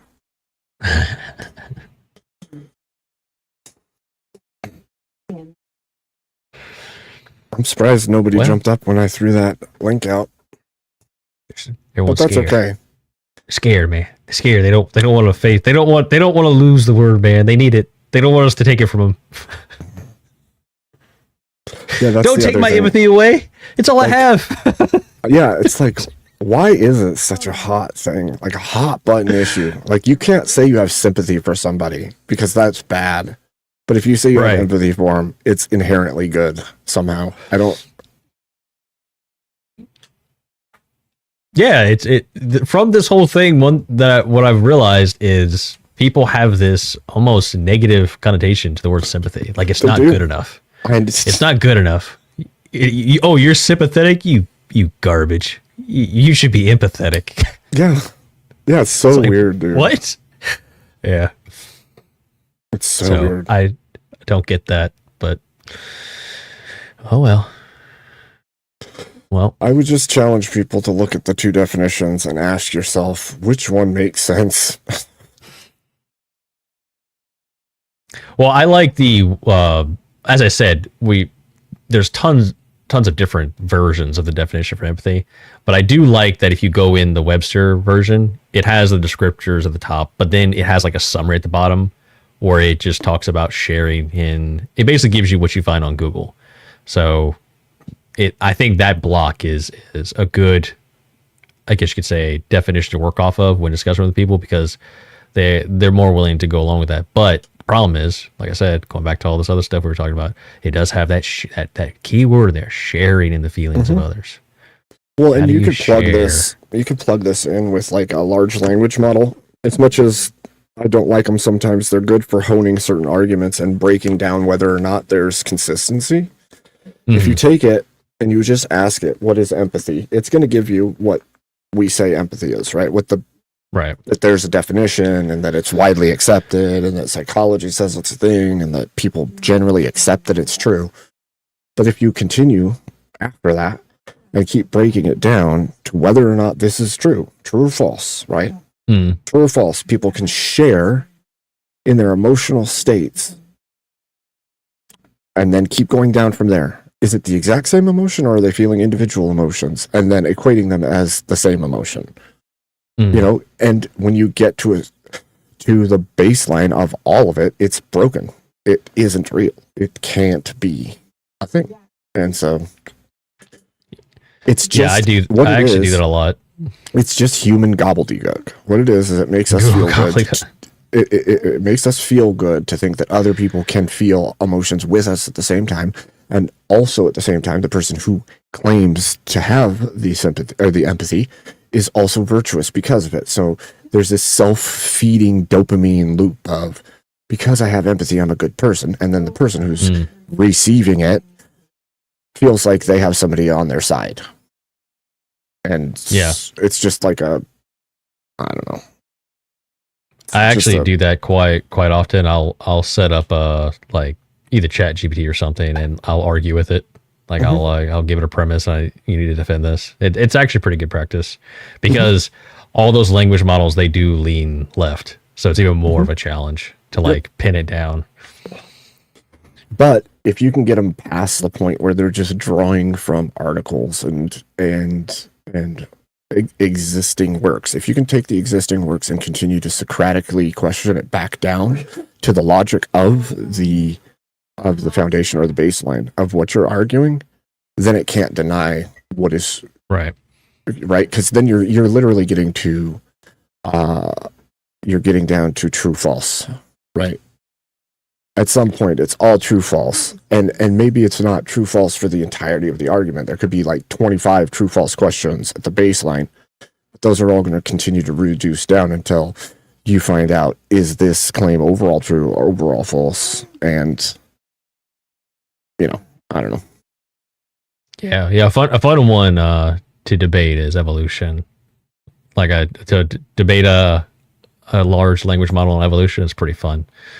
It is. I think that's like whenever I flesh this one out, I think that might be the next thing I go into. I think that one's a fun one to debate. The same kind of nearly religious zealotry to the defense of it. It's got more than this one does, I would say, in my estimation, and more anger and rage pinned to it as well. But it's a similar thing, isn't it? It's the same kind of feel. Yeah. You're just asking questions to justify these, frameworks and logical trains of thought. Like how do we get, what is this? Why do you think this? But the evolution, they on that one, it is a very visceral reaction. Like, cause once again, it's so embedded in so many people where they just take it as a matter of fact. They just assume it's correct because enough people have written about it in books. So I would agree with this statement, Red Door Woman. I think I've been saying it for a long time, and I've believed it for a very long time because it just doesn't actually. I didn't know he said foundation. That's really interesting. He said, "Look, man, we got Charlie Kirk on our side, man. He even believed. He even knew what was up. It's just there you go. It just, I don't know, man. It feels like,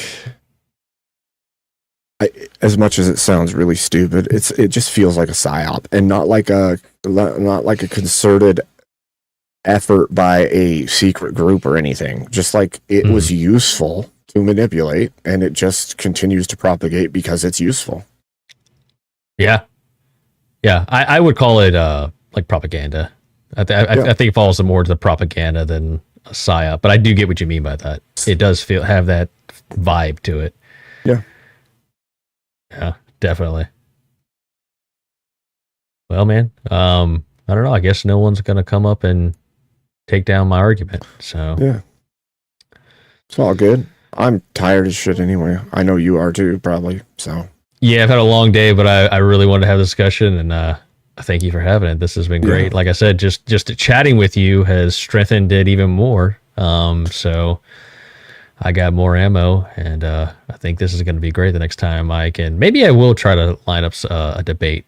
It'll probably be the first one that the poll makes me, they vote against me and I lose. But so be it. I don't care as long as I get the argument out there. I had to get off right after I did the open panel part, but I never saw if there was a poll that night or not. And usually I think he does one, but I didn't see one, so I don't know I didn't if see I did one well either or not. I didn't see one, but to be fair, I was too busy fighting 6 people. So That's true. True. So there might have been one. I don't remember seeing one. So Dude, it just got to the point where it got more and more and more heated, and I'm like, I'm actually tired, and it's hard to get a word in edgewise, so I'm just gonna fly. So yeah, completely understandable. Yeah, completely understandable. Yeah, especially being so outnumbered. I was thinking like you were. I thought when they came up there, I thought it was going to be like, a handful of people an hour, or some sort of divide, but no, not at all. The problem, I think part of the problem is when you look at the idea, like at a cursory glance, right? Not actually digging into it. If you look at it just as at a glance, empathy seems like it would be good. It would be helpful. It would be good for building community and all of these things. But honestly, if you're going to say that, then it's like the epitome of collectivism. It's the epitome of socialism or communism, because then you have this bonding agent that is this thing that everybody has to go along with. And so, yes, as a Christian, you could look at that and be like, yeah, well, obviously we should care about people, but that's not what the statement is, right? If the statement was caring for other people has no part in building a society, I would completely disagree. But that's not what the statement is. The shared emotional connection, that thing right there, is like the way to force people to communalize. Like, one of us, like literally, it's to me, it's like the building blocks of the conformity, fit in, be a part of the greater thing. Like, it's the Borg, man.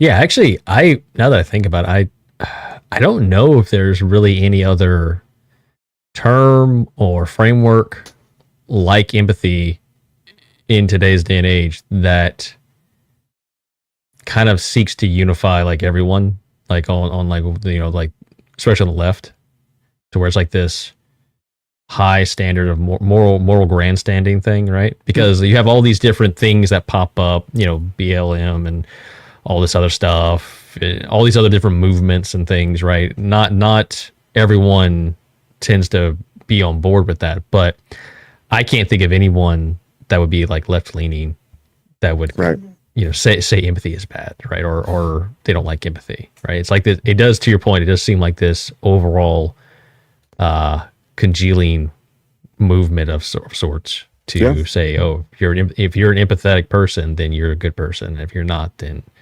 you're probably a right-wing crazy person, or something like that. Right. Yeah. Right, and that's exactly what would happen. That's exactly where it would go. It would go, because you're right-leaning, because you're Christian, you don't believe that you should care about other people, which is so ridiculous of a claim in the first place. Like, love my neighbor as myself is something I actually totally believe and should be held to. And that doesn't mean I need to be in their emotional state. In fact, I will do better helping them if I'm not in the emotions they're in, because I'll make better judgments, better choices, because I'm not depressed because they're depressed. I'm not angry because they're angry. I'm not sad because they're sad. I'm clear-eyed from the outside going, this is a really sucky situation. What can we do? And help people work through it rather than be stuck in it with them. In some That's a solid point. Yeah, I like that. Yeah, that is a solid point. Yeah, because when you have a crisis, you don't want the guy that is feeling the same emotional panic that everyone else is. You want the guy that's calm, cool, and collected to make a decision to get you out of that situation. Yep. And then, so that is a weird contradiction, right? It's like, oh, the guy helping would be good, but then you in the same turn, you would almost have to demonize him for not being empathetic. You know why? Because it's feminine. It is feminine. Because you don't want to fix the thing. You just want to be in it with them. You just want to be. Yeah. I don't want you to fix it. I just want you to hear me. I just want you to feel it with me. No offense, just the way it feels to me. Like it's this weird communalism. That's what it is. It's a weird thing, dude. Well, I suppose this was actually pretty productive and quite a bit of fun. It was. Yeah, it was great. I really like conversations like this because I think when people, other than thought, right? Like, because you and I could sit by ourselves and think through something, but the moment you start actually discussing, it like opens this gate where it allows the ideas to fully flesh out because like your point comes out, then mine, and it's like, oh wait, I didn't think of this, and then it like expands the ideas to a greater degree than you could have done. And you also, as you explore what your pre-existing idea of it is, more comes out of you than you've usually thought through deeply in your own head, because now it's actually out there. And so you're freed to actually go down lines further than you would in your own mind, which I think is really cool when you have conversation.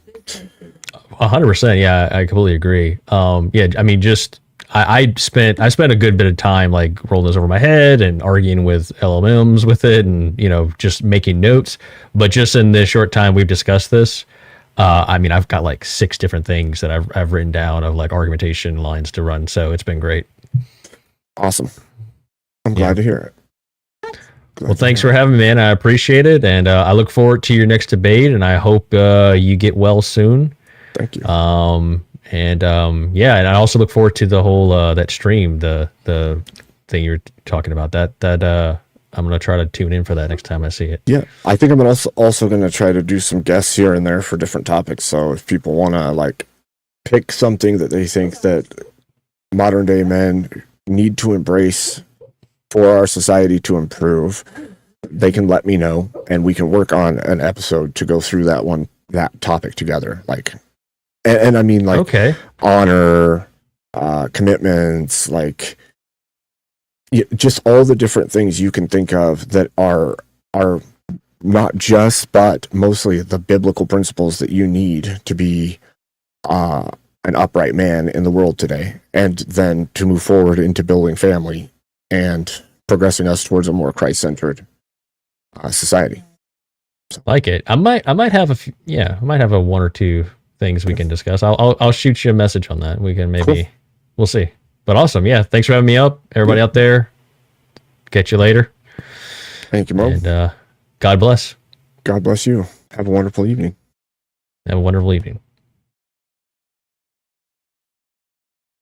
All right. Well, ladies and gentlemen, I think that was a lot of fun. That was a pretty cool conversation. Got to really move through that topic a bit. I know that there's obviously the other side of that argument, which we saw in my debate with Teriak, and then also in the after panel when it was, like Mo said, 6 versus 2 and then 6 versus 1 when I left. But I'm sure that this topic will continue to come up because it's kind of a hot button issue right now. And like I said, I would encourage people to listen to the argument rather than attribute the thing to the person. Like I said before, we've all heard Amit make comments about it, like bringing up an argument. I have this argument. The argument is that we should enforce marriage. People are like, what do you mean enforce marriage? And he's like, if somebody leaves a marriage without justification, that they should be jailed or held legally liable. And the immediate response, rather than saying, oh, that's an argument, I'm going to contend with the point of the argument, the logical consistency of the argument, they attack his character. And so I would, I'm not saying that any of you do this, but I'm saying I would encourage everybody to try to start seeing it outside of the people and look at the argument itself. Because if you can do that, it will make you a more effective communicator in general. You will be more capable of not misattributing things or assuming things. So, yes. I suppose on that note, ladies and gentlemen, I am going to take off for the evening. God bless you. Thank you for being here with me. Tomorrow is VK, so I will try to be there for that. Make sure you keep your eyes out. And hopefully my body is cooperating enough that I can come back to doing several days a week. So after today, I will do my best to get back on schedule and be here in the evenings for you guys once again. So thank you very much for being here. God bless you all.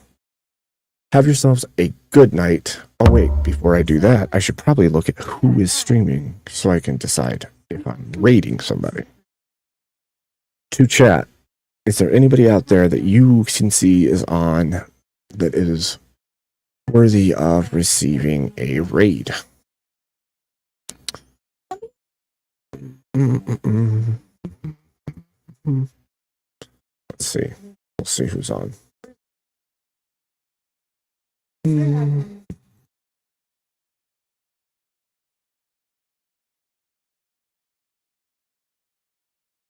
Lives.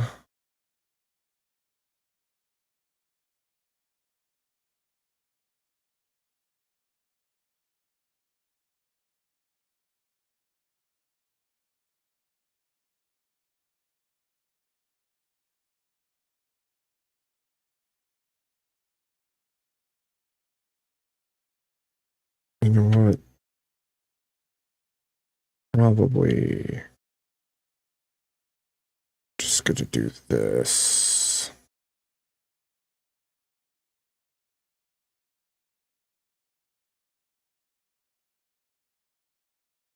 Okay, there. We'll do that. Ladies and gentlemen, like I said, God bless you. Thank you so much. Oh, is it? Let me look.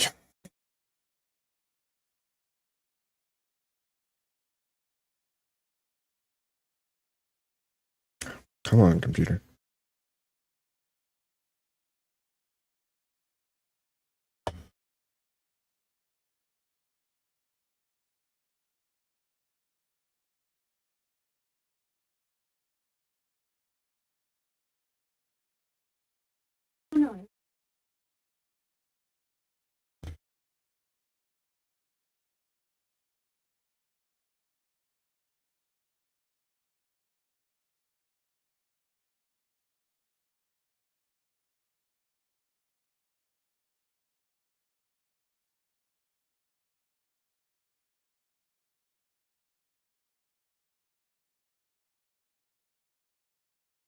Let's see. That's being weird. Okay. We'll see where it lets me send you. Sorry, ladies and gentlemen, I know. Boring waiting for this piece.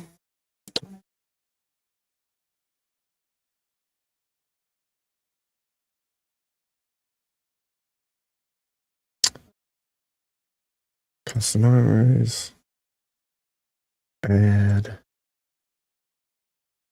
Paste. Yes, no, maybe so. That won't pop up. What is that about? Okay, I'm just going to go with that then, because the other ones won't show. All right, ladies and gentlemen, God bless you. We'll talk to you tomorrow. Come watch me debate on VK. If I can get feeling better, I will go in and shred it up tomorrow. Hopefully I win. Look, it's fun if you just compete, but it's even more fun if you win. What are you doing, Emmett? I'm just ending. What are you doing?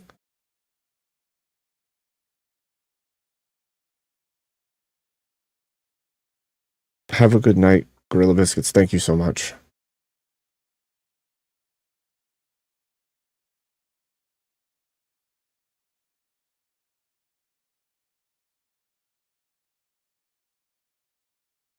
Testing my empathy? Yeah, right. You don't even believe in empathy. Emmett. Emmett.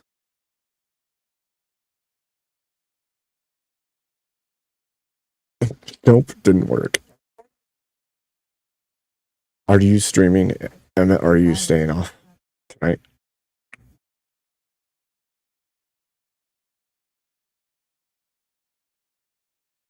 Mm-hmm. I was just about to hit the end stream, but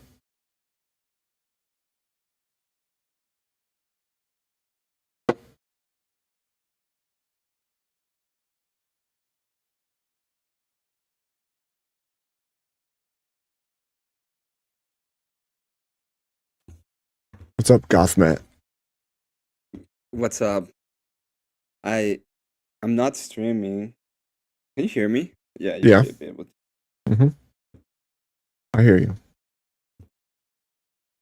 What are you up to? Nothing. Just got here. I told you. Just got here. You're grounded. I am grounded. Mm-hmm. Okay. You're the one talking about empathy. I'm talking about the falsehood, also known as empathy. Are you empathetic? What do you mean the falsehood? Are you not empathetic? No, I'm not. I'm not at all empathetic. I can be sympathetic, but I cannot be empathetic. Yeah, I had that debate with Trench yesterday. You what? I had that debate with Trench yesterday. He was talking about being empathetic or something. Whoa. Well, what? I was I'm using Premiere right now, and it started putting noises into my headset all of a sudden. Jeez. Whoa. Yeah, I was just I was just saying hi, and then you're like, I'm leaving, and I'm like, okay, well, Well, you're leaving. You're leaving until tomorrow. It's like, oh well, I guess I guess I have to say. Oh well. I guess I have to. You have to say what? Did you? Goodbye. Fight me, Abe. Let's go to Yellowstone. You know, one of these days I'm gonna take you up on it. I'll meet you in Yellowstone. If that happens, you know, this is what would happen. If Emmett and I met up to have a fight in Yellowstone, there would be like an alignment of all the stars, and the mega volcano would go off, and Emmett and I would be fighting in the midst of a giant volcanic eruption. I'm sorry. I thought that's what you did on the internet. Whenever you don't have anything to say, you say "fight me." It's what does that even? What does that even mean? The internet. Snizzler. What does that mean? Abe is an or. I don't know what that means. Let's go to the. What does an or mean? What? What is an or? My dog just decided that the Live Binder is a major character in the World of Warcraft universe. I'm incapable of understanding what a fight is like. Member serving as a patron of all life, nature, and healing. You are the Titan patron of life, nature, and healing. Apparently. I promise you I'm capable of understanding what a fight is like. Abe is incapable of understanding what a fight is like. People are hilarious, man. People are hilarious. Oh, there's empathy for you. It's obvious Snizzler has it. Did you see my 2 videos from yesterday? Wait, say that again? Did you see my videos? Well, I made 2 shorts and I made a video. Did you see the video? What's the video? It's so it's a stupid thing. I've watched some of your stuff over the last few Um, days, but not all of it. So Marte decided to start his own supposed news network, oh, and he sent me a message, and in the message he's like, "I hope you can make space for both of us." And I said, "Never, prepare for the beef." And at the same time, he sent a video. I was joking, but he made a video, and the first thing it says is, "Do not confuse it with a PNN." So I made he got it wrong. By the way, he got everything wrong in the fucking I still think he got everything wrong. So I made a video debunking the myths and debunking the problems. And he's going insane. He's like making AI headlines of of bullshit being said about me. It's super annoying. I'm starting to think it was a mistake to start fighting a melaninated person in You this know- regard. all I can say is, if you're in a glass house, you probably shouldn't throw rocks. I don't want to go there. If I don't wanna somebody's go no, I'm there, saying if somebody's been attacked, if you've been attacked repeatedly for the last couple months, you probably shouldn't start new fights with other people because it's probably not going to be better. Now, I'm just memeing it. I'm not Mhm. being serious about it. Of course, And it's just a meme of it's for mine. fun. But it's annoying. But the things he's putting out as AI slop is very annoying. It's silly. It's just who's doing this? It's Marte. It's So- fun. Are you not streaming tonight then at all? I'm not streaming tonight. I don't think I am. Okay. I'm not. I'll tell you in the background, but Okay, shit happens, and I'm not Uber. it's fair. I'm not ready. Okay. I was going to do early stream, and then I started like having in real life debate about metaphysics. Mhm. I could just it's just the the scientific method. It's just Mhm. this. It's yeah, you're presupposing all of this. And then the funny part was, you think you can know metaphysics? And I'm like, yes, I know I can know metaphysics.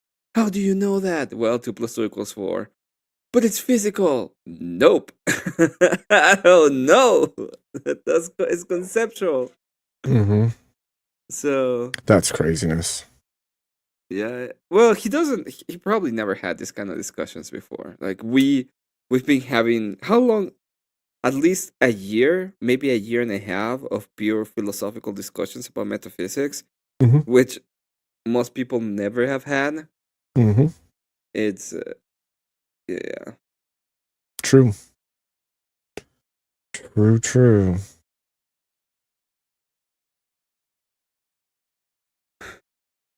That So empathy is not fake. Empathy is super fake in game. Okay, let me explain to no. because I heard a little bit about what you said, but in order to be able to, and I don't care what the redefinitions have to be. The only reason why they use it against people is because they are saying it's complete manipulation. They're just Yeah. trying to manipulate you, and That's the what I way that they're said. doing it is they're trying to make you take the position of the other person, and then they bash you onto the head because they're supposed to be sad or whatever.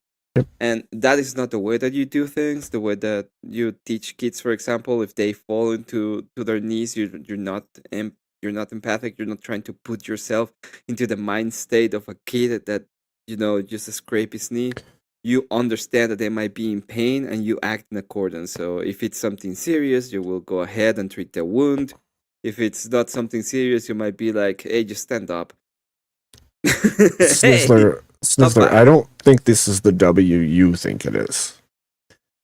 I don't know. Because I've been in a fight, I know what a fight is. That's not empathy. I don't know. I don't know if you ever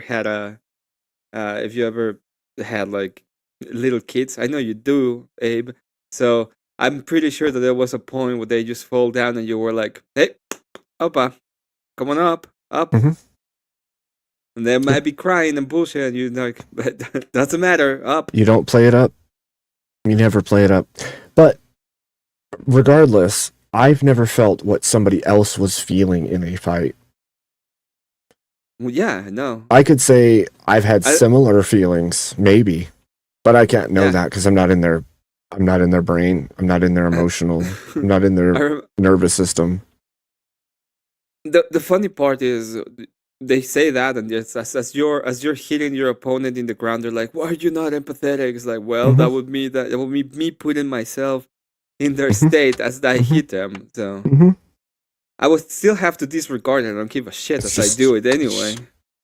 It's just that is the way that people keep trying to explain it, is like, because you've done something and you felt a way, then you know exactly how other people feel in that same kind of scenario. And so because of that, you're sharing their emotions with them. And it's like, no, I'm not sharing their emotions. I have had similar emotions. No, I'm going by what people keep defining it as and what the definition of it is. It is, and by the way, Snizzler was coined in 1908 by somebody who was projecting themselves into artwork, and that's what empathy was. And then it was used from there on forward to say that people could feel the inner workings of other people's emotions. And then from there, it went to utilizing it as a thing to force people to follow movements because of empathy. Because you have to be in their shoes. You have to feel it as if you were them. You have to share in the experience. You have to share the feelings. You don't share feelings. You don't share emotions. You share similar equivalencies of emotions. You cannot actually share the emotions of another human being because you're not linked. Your mind isn't connected to their mind. You don't even know what their internal model is like. You don't have their cognitive filters. You don't have anything. Unless you are the same person as that person, you're not feeling and sharing what they're feeling. You don't have access to the mind state. That's pretty much what it means. You have no way to share sharing mind state. I'm saying it says sharing emotional state. It says to share and understand. You can't share emotions and understand because you're not in them. You literally cannot. It is physically impossible to share the same emotion. You can have an emotion and they can have an emotion and they can be similar. They cannot be the same emotion, and thus it's not sharing the emotion. That is a way to push people into some weird virtue. Because you're empathetic, you have virtue, and that's exactly how empathy is used in today's ecosystem. If you're empathetic, you have virtue. If you're not empathetic, you're a bad person. That's exactly how it's used. Which makes no sense, because nobody cares. Can you share an emotion after 9/11? You can share a sentiment, but you can't share What? the exact same emotion. I'm not in another person sharing their emotion. I can be angry and they can be angry, but it's our own anger. I don't have somebody else's anger. I have my anger. They have their anger. Can you share emotion after something tragic happens? Share? Can you? It depends on what you mean by share, because Can you be in the mind of another person?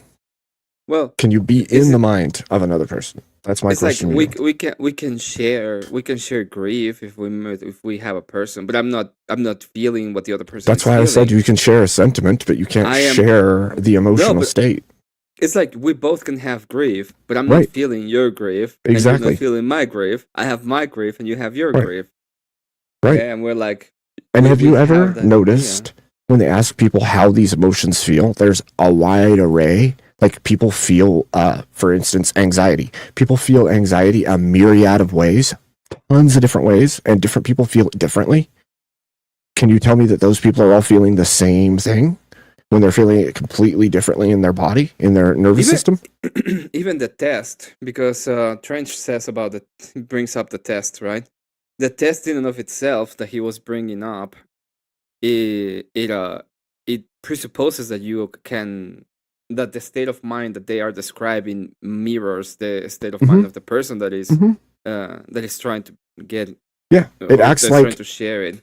right. It acts like there's no cognitive filters, there's no life experiences, no bias, no pre-existing stressors. It acts like it's a baseline thing, and everybody's the same, which is an impossibility. We're not the same. We've had completely different life experiences. Things mean different things to us because of our representational models. Our perspectives and our perception is different than each other person.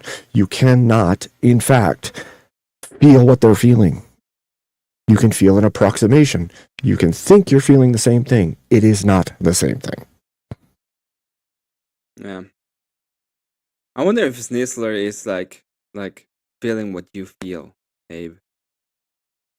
No, I don't think he's being very empathetic. No, actually, nobody can feel what I feel. Damn it. Yeah, I just read Cat's comment, and that makes sense. He's not being very empathetic. Because I don't have feelings.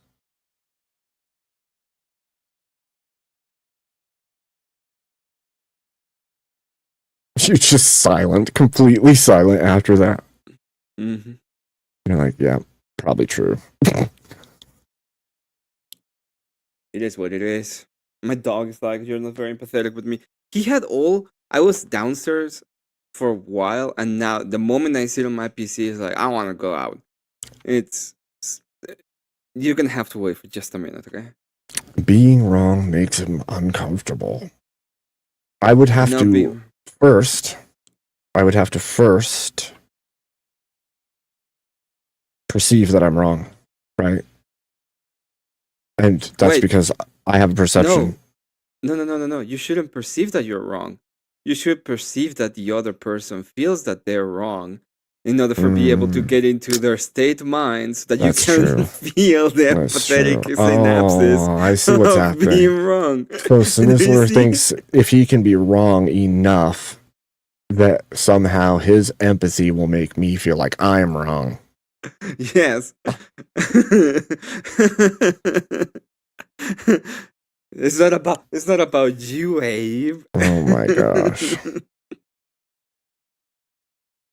No, I think that Oh, wait, actual that makes sense. I get now. Mm, You get it now, right? You got it. You tell me you got it. Yeah. This is about you. mm-hmm.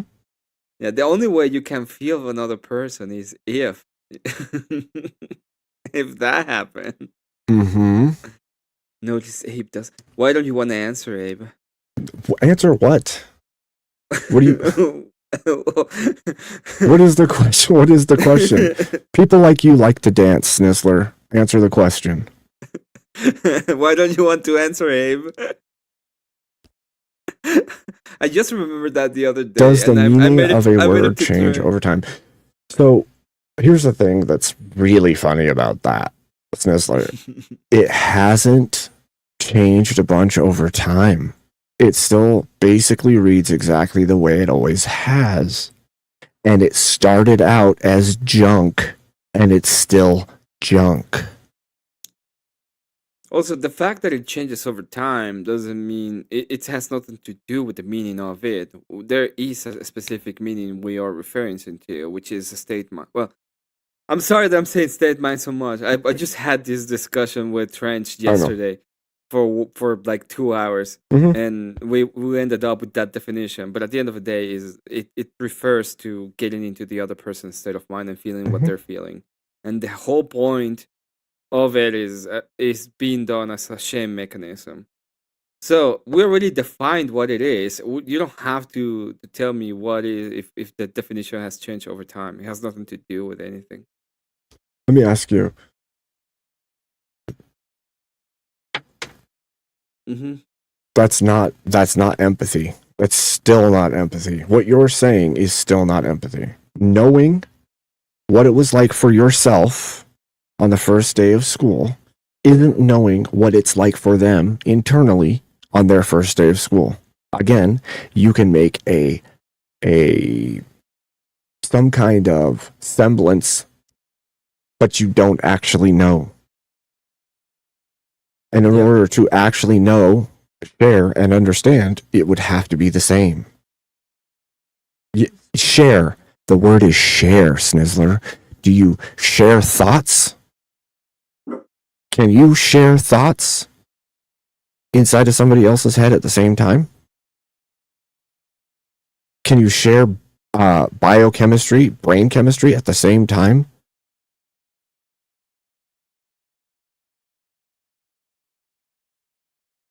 I never claimed it was mind reading. You are the one who keeps making weird claims, not me. You're making those, not me. I've never said it was mind reading. I'm saying you can't Empathy share. is not telepathy. You can't share emotions. You can't share thoughts. Empathy says that you are sharing in the emotions of another. Sharing in it and understanding it. You can't share in and understand the inner workings of another human being absent being the other human being. You can only make a false equivalency in your own head of what you think it is or what you feel it is. It is not the same as actually feeling what they are feeling. This is a game to make you believe you can.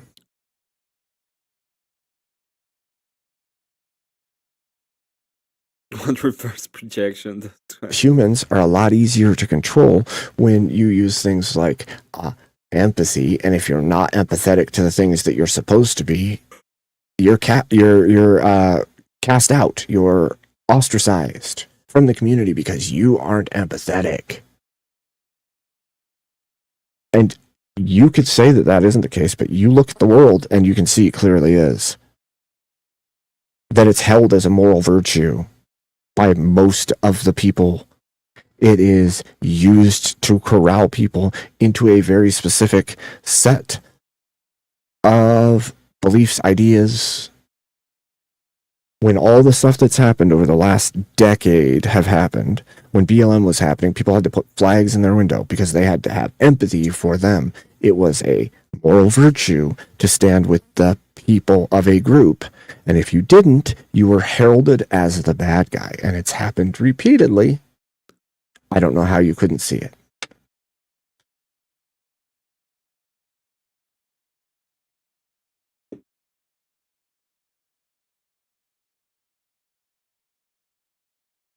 Oh, and by the way, if we're going to go there, we see the same thing in older cultures, like communist cultures and socialist cultures.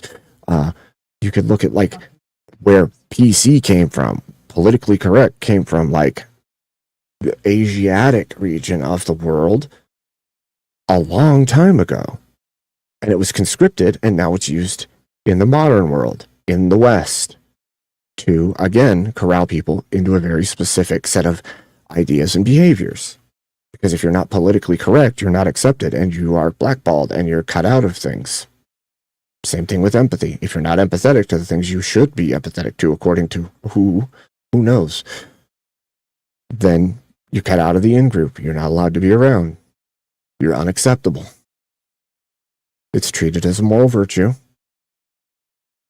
even though it's a physical and metaphysical impossibility for humans to share in the emotional state of another human being.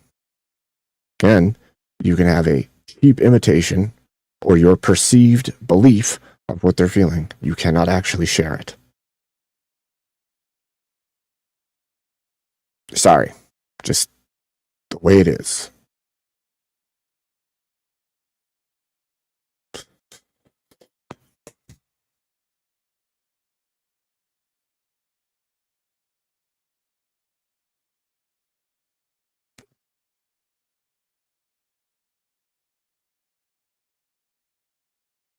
I wonder And why he called him Sam Schnitzler. I don't know. Who It's a knows? weird name to have. Yeah. Is it though? It is kind of weird. It is weird. It's somebody being funny. Yeah, I know. So funny.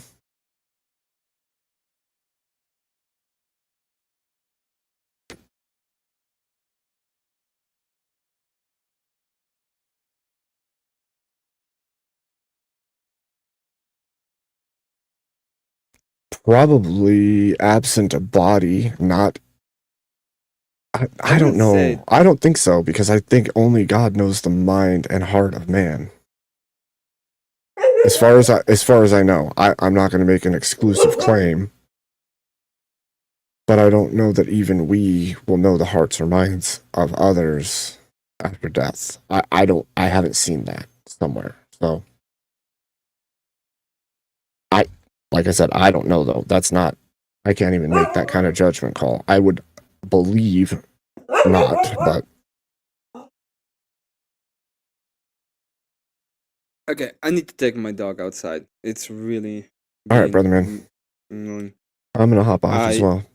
Yeah, I know you're gonna hop off. God bless you. We're already gone for a little while. Be good. Yeah, thank you for having me on as always. Of course. Fun times. You're going. So you're playing tomorrow. You're going to VK tomorrow. Probably. What Most happened? likely. Okay. Okay. I'll be seeing you. Take good Okay. care. You take good care. You're grounded. You're grounded. Am I though? Yeah, you only need to stream more. See you later. True. See you later. All right, chat. God bless you all.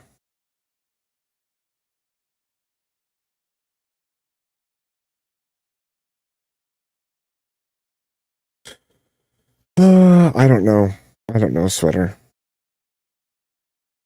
I don't know what is.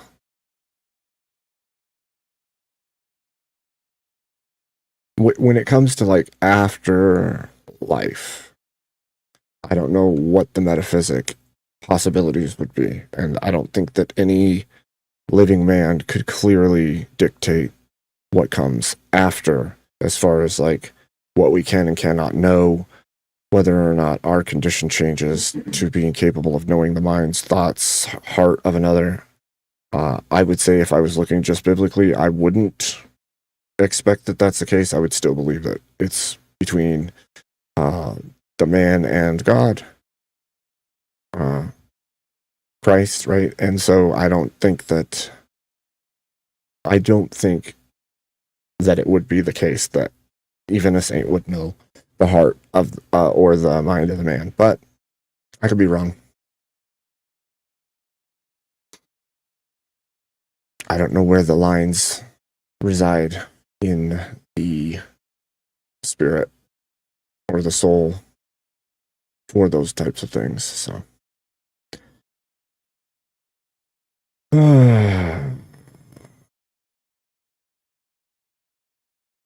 right, ladies and gentlemen, God bless you all. I'm going to take off.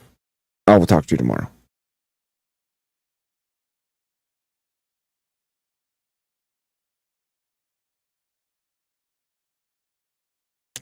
Okay, Sweater, I'm not saying all things can't be done through God. I'm saying I don't know if God would allow that to happen.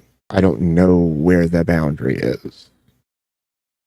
I don't have a reason to believe that after death you would be privy to the thoughts or hearts of people, or the saints would be privy to the thoughts and hearts of people. However, I don't think that that solves for the physical realm of human beings, apart from God gifting somebody with that kind of insight uniquely. Because I don't think every human being has the ability to reside within the emotional states of other people. So that would be my statement to that. But I'm tired, and I'm sure that my brain isn't working at full capacity. And possibly I just sound like I'm an idiot. So, I don't know.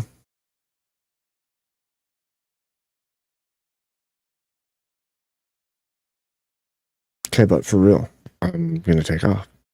God bless you all. Have fun wherever you end up on this YouTube highway byway. See you tomorrow.